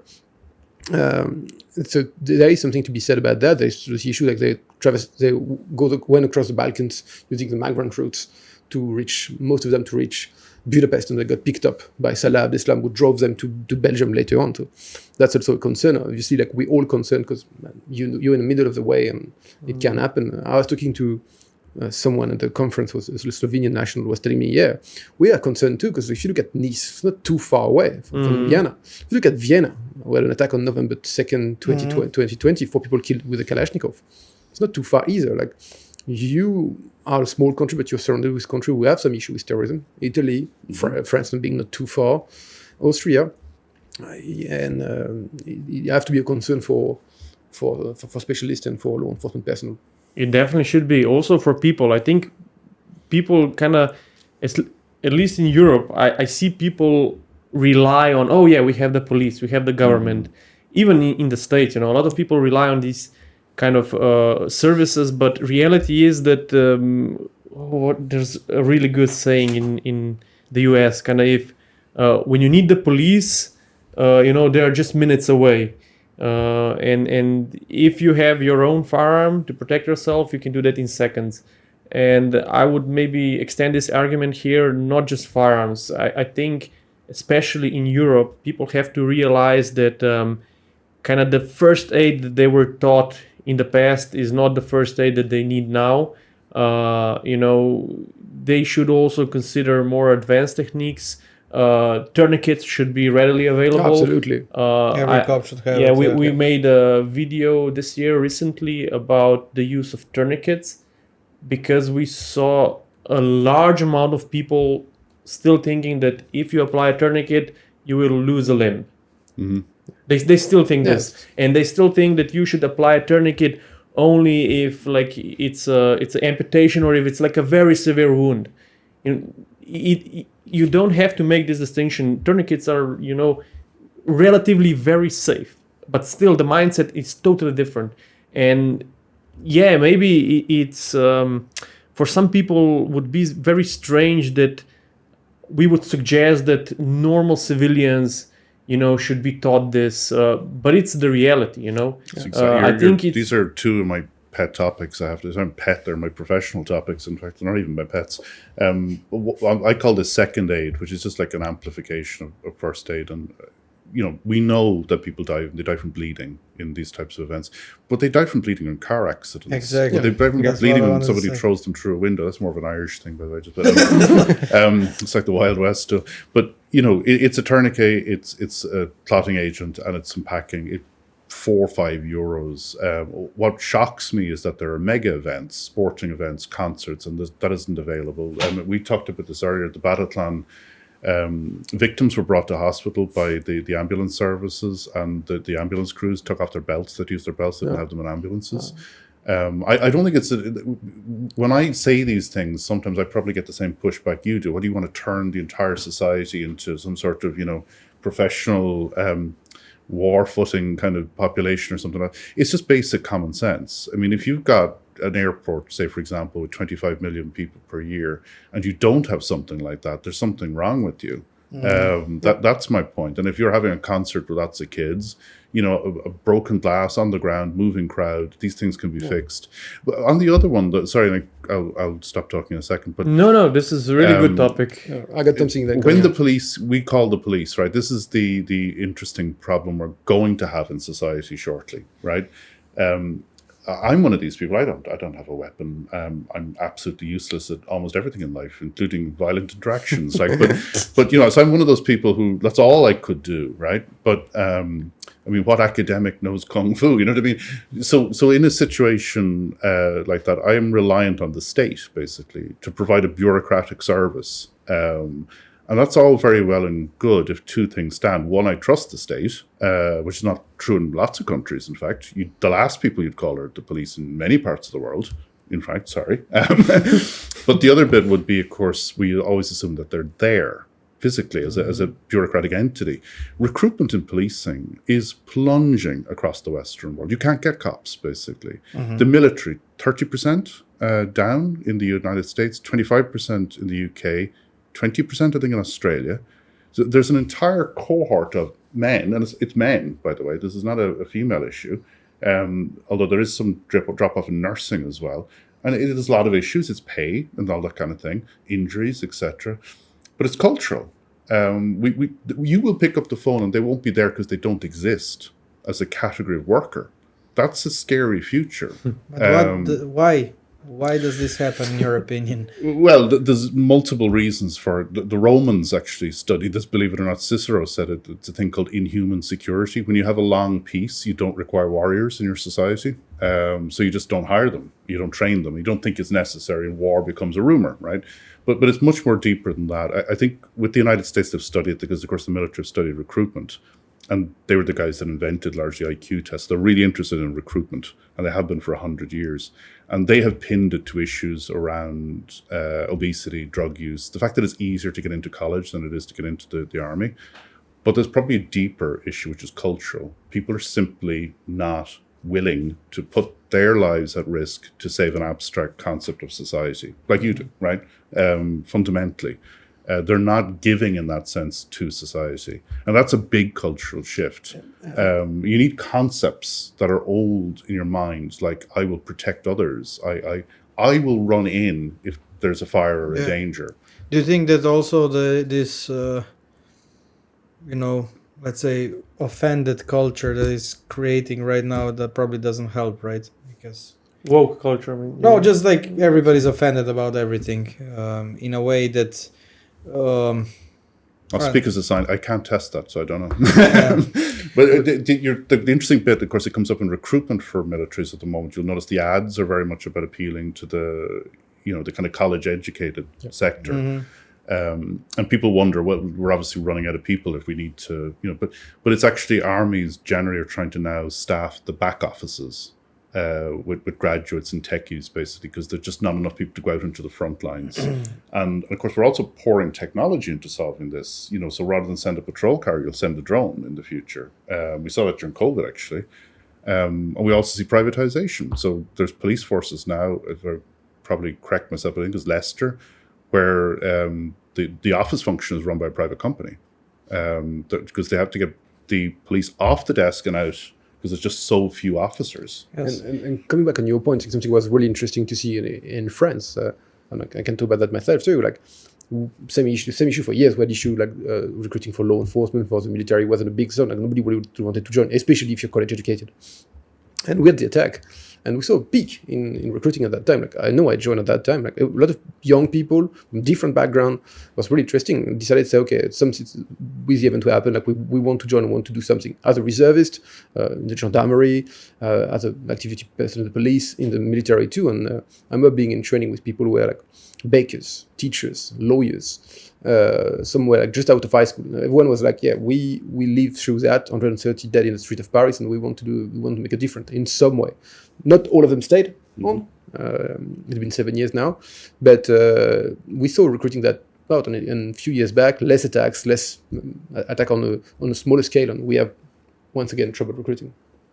Yeah, that's a very valid point, and just to go back to your point of not having enough policemen, I think one of the problems in the States that kind of I deducted from my talks with a couple of guys there is that working for police is not a profession that a lot of people would now like to do. Not that because they would hate the police work, but I think it started with like the Black Lives Matter riots, where it was very anti-police, and kind of the police were viewed as all of them are racist, they are violent people, they are corrupt, and so on. And a lot of people were deterred from that, and even the ones that wanted to join the police force, the rationale is then like, oh, I will join the police force, I will be under danger, they will shoot at me, I can potentially die, the pay is not that good, and then all of the people will hate me because I'm wearing the uniform, I'll just What's go the and point, do yeah. What's the point? What's I'll the point, yeah. go and do something else, I hate to mention your rivals, Netflix, but I was watching the documentary they made because there's nothing else to do recently about the Boston Marathon bombing. Yeah, And I what's saw really that, interesting is the bit of footage at the end after they eventually, it was an unusual operation, got the last guy, and he was hiding at the boat, wasn't he? The footage of the street party in Boston with people chanting, "We love the police, USA." That couldn't happen now, actually. Yeah, that's true. And that's not so long ago. So something really dramatic shifted in the culture. Now, look, I don't think anybody in this room is going to say that policing is perfect. As bureaucracies do tend to jockey between competence and corruption, if you know what I mean. All bureaucracies do. They lend themselves to that. And there are laws on the statutes in countries, especially the United States, that give powers to police officers that need to be challenged, right? Yeah. Yep. But all that said, I think it's quite interesting that we've lost a social category of people, basically, and nobody's talking about it.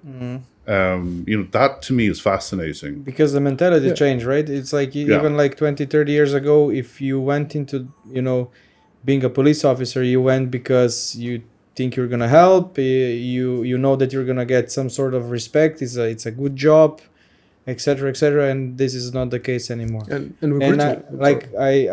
I do not love the police. They gave me a lot of tickets. In like, if you're a state, if you're a what's that? Traffic police. I stand with NWA, but I know that police is necessary.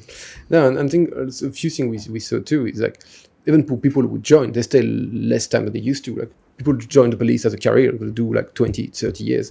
Now a lot of young guys, like I work with a lot of teams, guys like do 5, 6 years and say, okay, that's enough. I'll find a job in the private sector, or I'll take a job not as a national police or national gendarmerie, but I'll take it as a local PD because it's easier. I got my hours and I can do that. And I understand in some way. Talking about like the chant in Boston, "We love the police" and everything after the bombing, we had kind of a similar situation in France. It's a country with a difficult relationship with law enforcement in general. We like to riot, we like to demonstrate. Yeah, you guys have a special relationship with rioting. Yeah, you have one of the best riots. The baguette riots. Those are like, yeah. I still remember I watched it as a kid, where some of the farmers rioted and they drove in the middle of Paris with their tractors with what is like the cistern? What's cisterna? It's like the water tank. Yeah, no, it was not a water tank. It was like shit water tank, and they Slurry sprayed all over the building. I was like, what? But just after the Charlie Hebdo attacks, was the same thing. What's seen of people like chanting the police. We have the scene with the gendarmerie, riot control, like driving through Paris, and people just opening the way for them and thinking, "Thank you, we." And it was really change. And I remember, like, even 5 years later, in 2018, we had a really bad case in the south of France. A terrorist killed 4 people, including a colonel in the gendarmerie, who gave himself against an hostage, stayed there for a few hours, tried to restrain the guy, and was stabbed and shot and died. It's called Colonel Beltram. And at the time, I was joking the gendarmerie with a few colleagues, and a lot of us like saying, like, yeah, it's awful. It's an amazing act he did. It's amazing. Like, people are going to say to us, "Thank you" for 3 weeks, and it's just going to drop by to the back. So there is also a level of pessimism in the force of people saying, like, it won't last. We can make a heroic act like what happened, and we'll have some respite for a few weeks, and it change back to some sort of hostility of some sort. I mean, it's a concerning thing for research. You can't have a policy where people who are in charge of protecting you are quite tired about it and are concerned about the prospect of their job. I have a light question here for Mark. I'm sorry. So you said Leicester and the private, you remember. You're a professor, right? can you please tell me why is it called Leicester? Because it should be Leicester, basically. I agree. Yeah. Why? What's wrong with you, English people? Please. Well, I'm not English. Oh, sorry. But Sa- you're near there. It's Well, as Samuel Beckett once said, au contraire. No, I actually fully agree. I find the English language is particularly badly used by the English, which is why in Ireland we speak Hiberno English, which of course is why we're fantastic speakers and writers. So you said Leicester then. I get drunk and I say lots of things. I slur my words. Yeah, it's funny though, but that privatisation bit is concerning too. Yeah, it is. Yeah. There's no doubt about that. And we're all going to be, I think, in the future asking questions about, well, who was working there and who owned the data and, this kind of because thing. at the end of the day, the logical way the world and economy will go is privatization of everything. Yeah. And we see this now with the Ukrainian-Russia war. A lot of private armies are, or not, what are the Mercenary groups, basically. working there. But this is, I think we're used to it by now, but this is a relatively new thing, right? No, What? no, it's not. Like it's Mercenaries? Yeah. Yeah, No. it's Just armies of, not mercenaries. Mercenaries have Well, been. It's very these old. are- It's these- very old. Yeah, but these are mercenaries. These They like are, but PMCs, like private military yes, but countries, companies. did in the Second World War did we have like private battalions, like just you paying me No, 1 in million? the Second World There War wasn't there. It's was a- it's different. like, But you had I- mercenaries before that. No, but this is not. This is different. We have battalions. We have tanks, private tanks. We have private helicopters. We have private. This is a relatively new thing. it's- You no, had it's- conflicts in it's- Africa, It's like the oldest. 60s, It's as 70s, old as right? warfare. Yeah, You think? Well, it literally is. Yeah. I mean, so the famous cases people pick up would be Renaissance Italy, where the condottieri were running the state, basically the mercenaries. So You could hire a But did whole they army. have tanks? No, but in So I'm correct. in I'm Africa, correct. no, in Africa, I think they tanks were- were invented 2,000 years Yeah, ago I in think Assyria. they're- They were made of leather and not very effective. So I told you I'm a really bad dinner table guest. No, I you're- have a fascinating amount of knowledge. It's completely useless in almost all environments except these. But no, the private armies are as old as the hills, basically. In fact,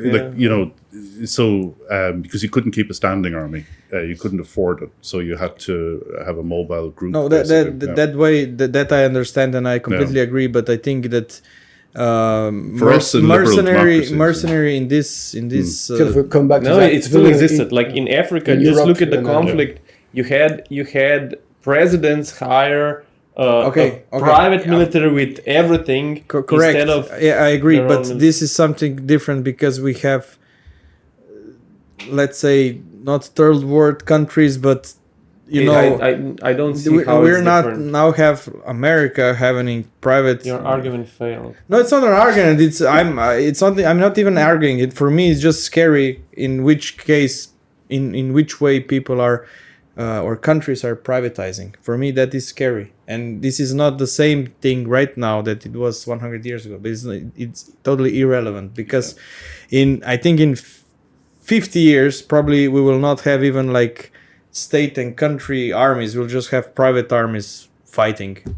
In the pace we're going. This is my personal opinion. I don't care about your opinion. We have experts Okay. here. We don't care about your opinion. Okay, so I think this is a good point where we can look Oh, a bit yes. into the future. Yes, this was. So if we look at what we talked today, less people wanting to join the police force, potential for more kind of mass casualty events and so on. So what are some of the technologies that could help us in the future? Well, few things that can be said. Like one of the concerns we have with technology is also like how it can be used and it can be countered. We have a few like new technology who are becoming a problem. We talk about 3D printing, so I won't go back on that. One of the big things we see now with mass casualty event, it used to not be a thing, and it's becoming a big thing, is live stream attack.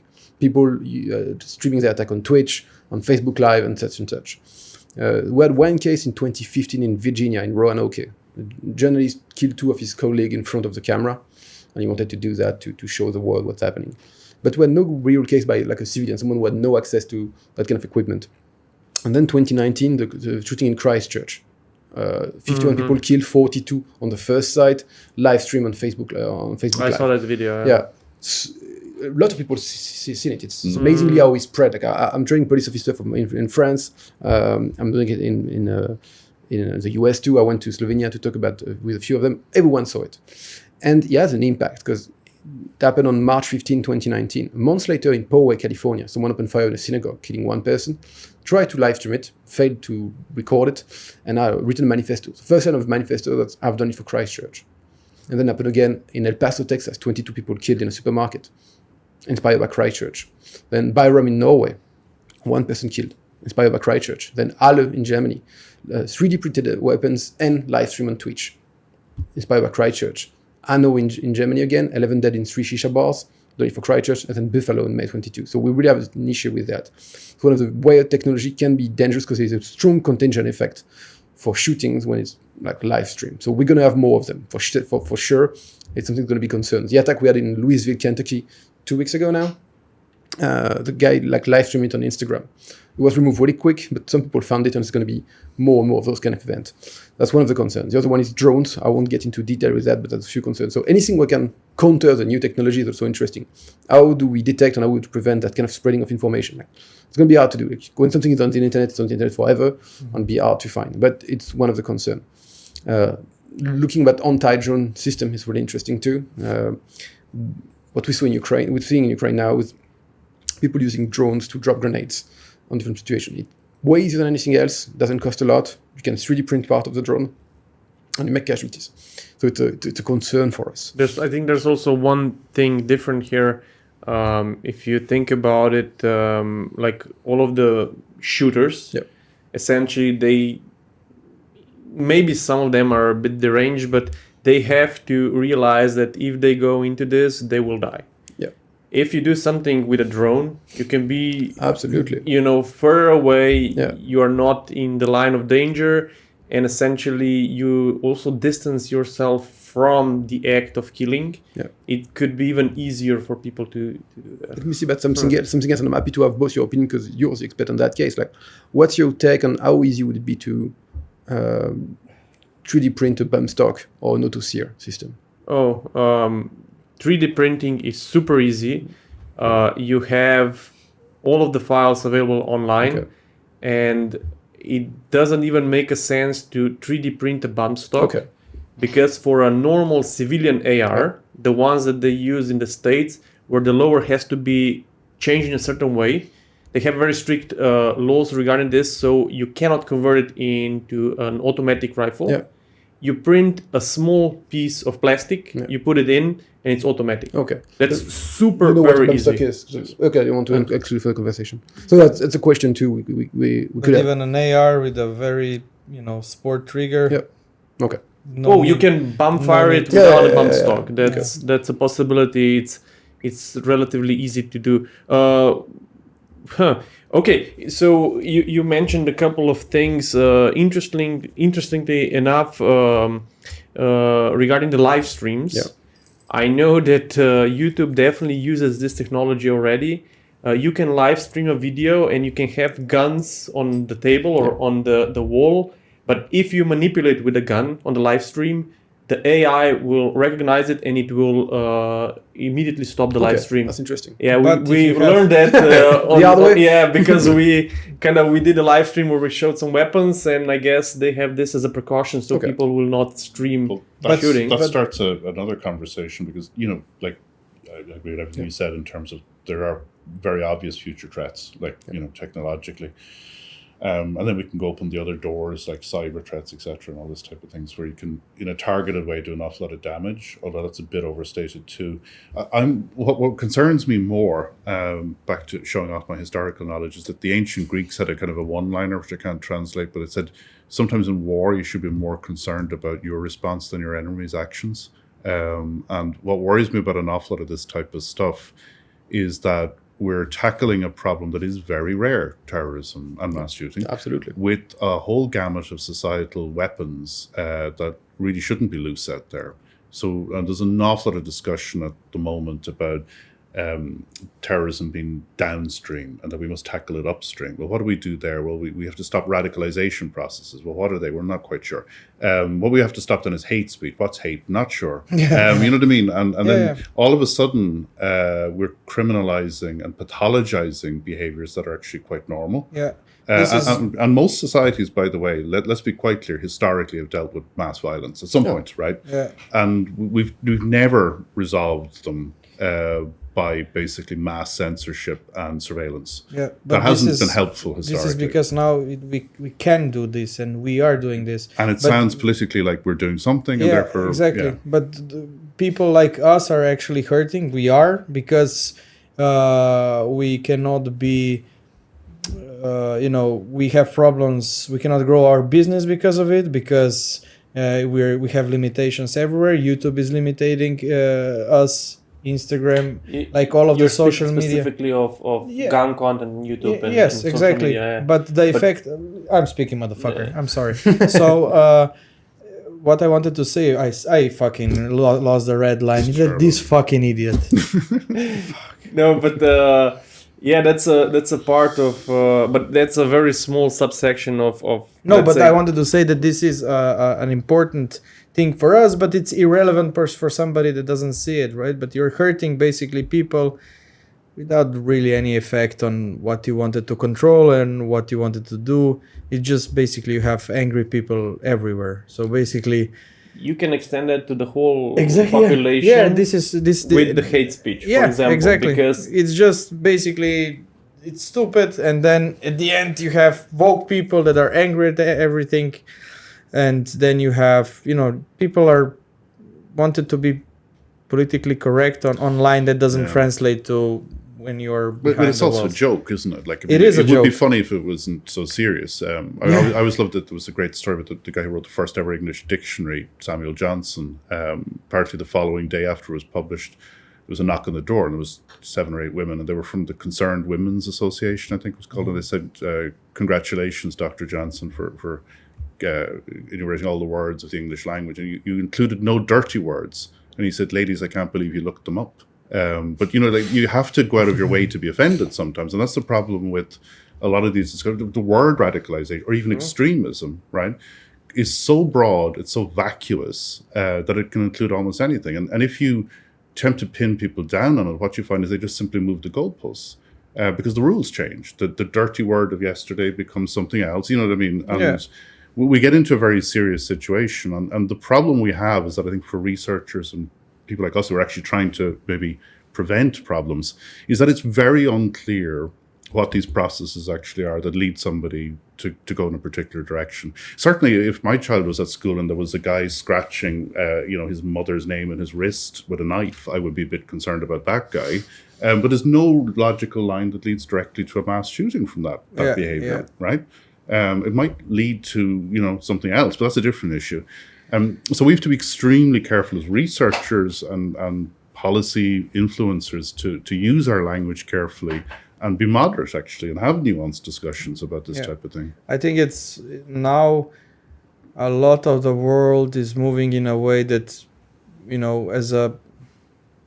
as a community, we decide what's politically correct and then we apply that. So what I want to say is I find it funny that, maybe 10 years ago or 15 years ago, smoking ganja was, a big no-no even online. Now that's okay because we accept it as a community. The state here is still illegal. No, but it's not a problem anymore, basically, right? I don't do that personally, and then you cannot say it's not a problem. It is a problem because people still. You know what's funny, Mark? You know what's funny? Guns on YouTube I'm still on that. I'm sorry. Guns on YouTube are a big no-no. But 2 years ago, you could Google YouTuber. What's the correct word? You could search on YouTube. Type in naked yoga, and then you have just basically naked ladies dancing all around because that's art, that was considered art, and I found that very disturbing. You should try to say you're doing art. Yeah, we tried. We said science doesn't work. I hate YouTube. Now with the development of AI, I think that's a whole nother level of I think we are not even realizing how AI will change things. But if we kind of speculate for the future, for example, how could we use kind of this very powerful artificial intelligence in maybe predicting, preventing, or discovering, potential mass casualty events or potential threats? For example, you said that you work specifically with airports. Yeah.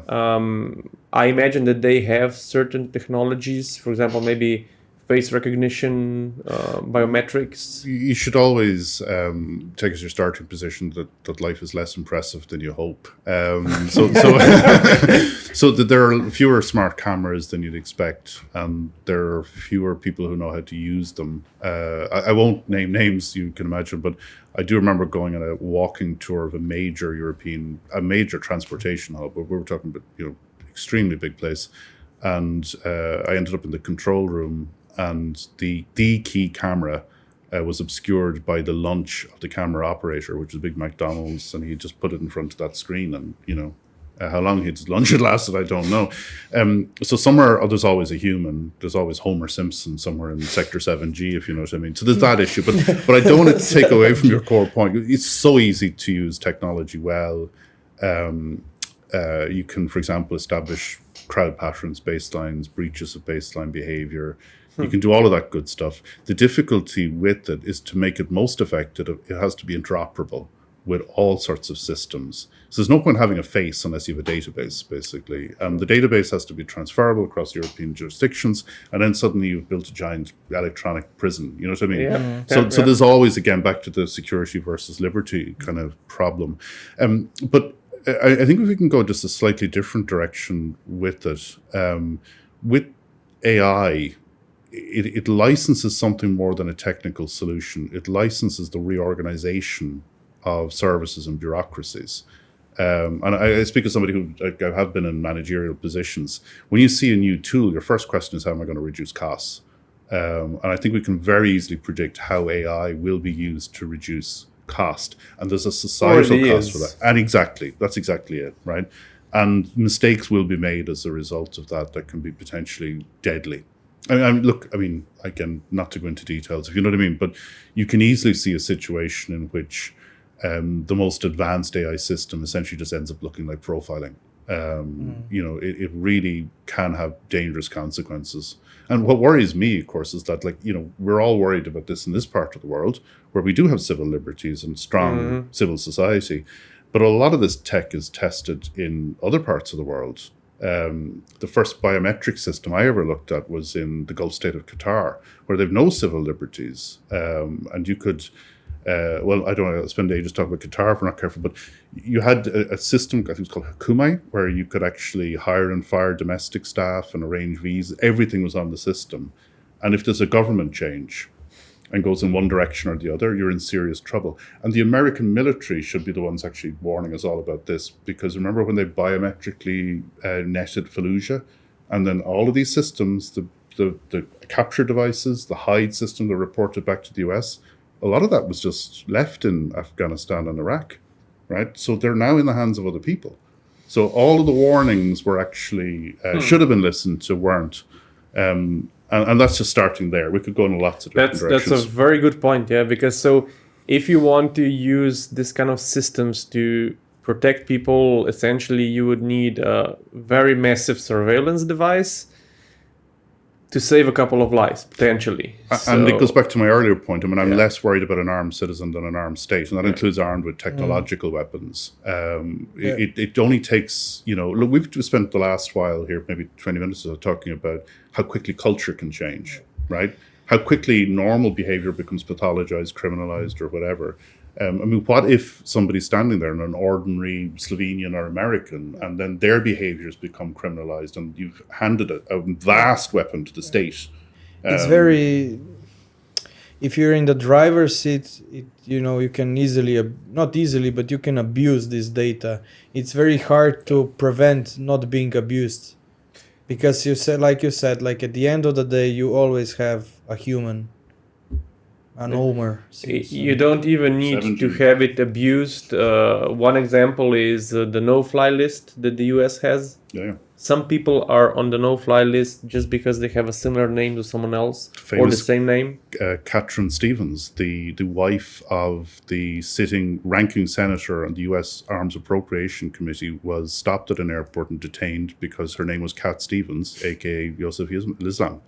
Right? I mean, first of all, wrong gender, but so they're dumb lists very often, and that is a real problem.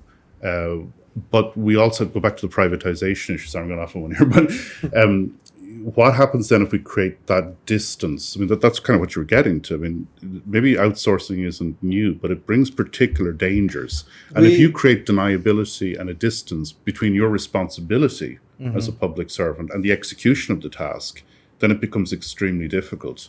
Because the company's responsibility is to the shareholder. Or exactly. To, I think some things in life or in countries or states cannot be privatized. You cannot privatize everything. Well, I think it's fascinating that Milton Friedman actually said that. Milton Friedman said you should never privatize police or the military. That was his argument, and he's the father of libertarianism. Like maybe 30 years ago, I would say also health system, but right now, I wouldn't go deep into that sinkhole in Slovenia. But it's a specific case in Slovenia where we have but it's irrelevant for public our talk, healthcare and it's failing, and essentially you get better services in the private sector, and they are not that much more expensive. So we kind of are on the verge of that shift. Kind of, they are more expensive because you need to pay for them.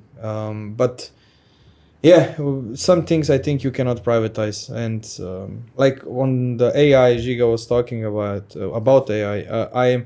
I'm more a pessimist than an optimist, I guess, because yes, if it's in good hands and everything, it can do wonders. But I think people in general are good, but there's always some bad in Well, we've won this war everybody. before. I think people forget that, actually. Like, we go back to the beginning of this conversation, where there was more terrorism in the late 19th century. There was also more migration, we forget. The world was in motion. Empires were collapsing and whatnot.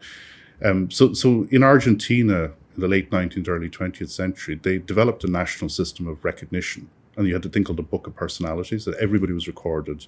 There was talk about universal tattooing at one point in Argentina.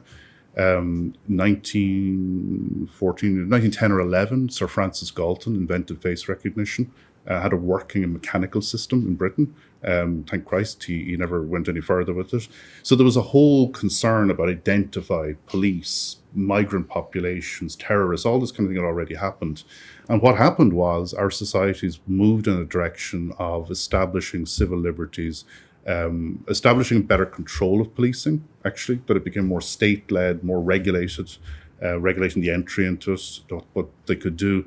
And it was essentially citizens had taken more control, and it maintained that for a very long period of time throughout the 20th century.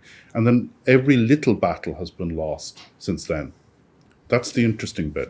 And we're saying, let's fight over proportionality with CCTV or something. Like you can't just fight one battle. We need to think, what are we trying to achieve here? Nobody knows. And it's one of the issues with responding to a mass shooting or to a terrorism event. Like we have a tendency as states, as government, to respond in a short event to one situation and trying to adapt to that. Like it's a long game. It has to be played for 10 to 15 to 20 years. And we have to talk about that with that kind of scale in our mind. Most of the things that have been done, some I think were good ideas, and I think were well implemented, at least in France. But they were like response to one singular event, and we have a tendency to not anticipate what could come next. Yeah. Castles and cannons, as a colleague of mine says, you're really safe behind your castle walls until you aren't, Yeah, but then I also think that, like you said, though, a lot of very important things in general take a lot of time to implement, and the one that is implementing this are governments, and governments shift from one side to another every 4, maybe 5 years, and the first year is the last year definitely is they don't work, they work for themselves to get re-elected, and the first year is to take it easy. So what I want to say is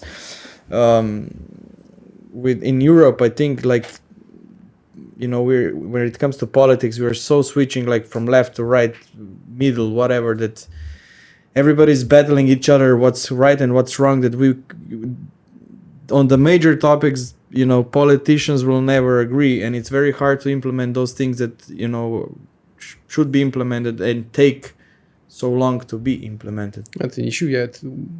On question like terrorism, mass shooting, radicalization, which is a big debate too, but like something can be done, but it takes 15 to 20 years to change it and to make it efficient. As you said, government lasts for 4 or 5, so it's difficult to have those things implemented in the right time and have them like maintained in time. At the same time, we are looking at like what could be the next 5 years, what do we need to change, and how do we anticipate the apparition of new events, new type of attacks, new scales of attacks. And now maybe, hopefully, if we can finish this podcast on a positive note, would you say that there are now less mass casualty events than in the past, or are they rising? That's the best question to end. He will adjust the parameters. Let me just get that out. That's something that tends to be more. Once again, the sample is short. It's 10 years. But when you look at it, like the last 5 years, we have more attacks, especially in the US, in country too where you don't really expect it, like Canada. And also we have deadlier attacks. A big attack in the 90s used to be 5 or 6 dead. Now nobody remembers that. So it goes from 10 to 20 to 30. Like when the Virginia Tech attack happened in 2007 in Virginia, it was 32 dead. Was huge. Now it's still a big attack, but like we had 49 in 2016 in Orlando, and we had 58 in Vegas. And we had 86 in Paris, and we had 86 in Nice, and 19 in Paris. So there is a concern of like the scale and the response. I'm sorry, that's a lighter note to finish the podcast, but but in Europe less. That's realistic. And Europe is going down for the last few years, so that's something to be happy about. Happy. But we did a decline, of a certain type of terrorism recently, and you do hope that stays the same. I've been working on the topic for a wee while, and I do remember people saying to me, well, you take sometimes the examples of attacks by the global jihadist movements, different parts of the world, but other forms of terrorism are more prevalent. But it's, but we were looking at one point, 2015, 16, 17, at groups that were intending to get their hands on apocalyptic weapons. I mean, they openly were stating it. And there was enormous cost to our states, our liberties, and overseas to other populations in the war on terror. I'm not ignoring that. Yeah. But it did decline, and it has for a while. And if we do think carefully, perhaps we can make sure at least that doesn't pop back up. Yeah. And the effort was made by like security professionals from law enforcement or the private sector were amazing. Like we really changed the game, and we're able to have people who are more professional, better armed, better trained, and that made a difference too. Like, is it enough? Probably not, but it's still like way better than it used to be. Like a few years ago, we made a lot of advance in that. Mm-hmm. That's very good. That's positive. From my point, I would say that's positive. This was a super amazing talk, really interesting. We could do more, but we're already passing 3 hours. So thank you very much for being our guest here. Hopefully we can do this again next time. Next year. Until that time, I would like to thank ERAC and of course the International Police Organization and Grand Plaza Hotel for hosting us here. It's a wonderful room. Thank you very much. I really hope this event or this, we can call it an event, will happen yearly in Ljubljana, and to see each other, to see you guys more. Jebem telefon, pizda. I'm very sorry. So thank you very much. I think we can translate that. I got it. So my phone is buzzing all the time. Thank you guys. Sorry. Thank you. Thank you for having us.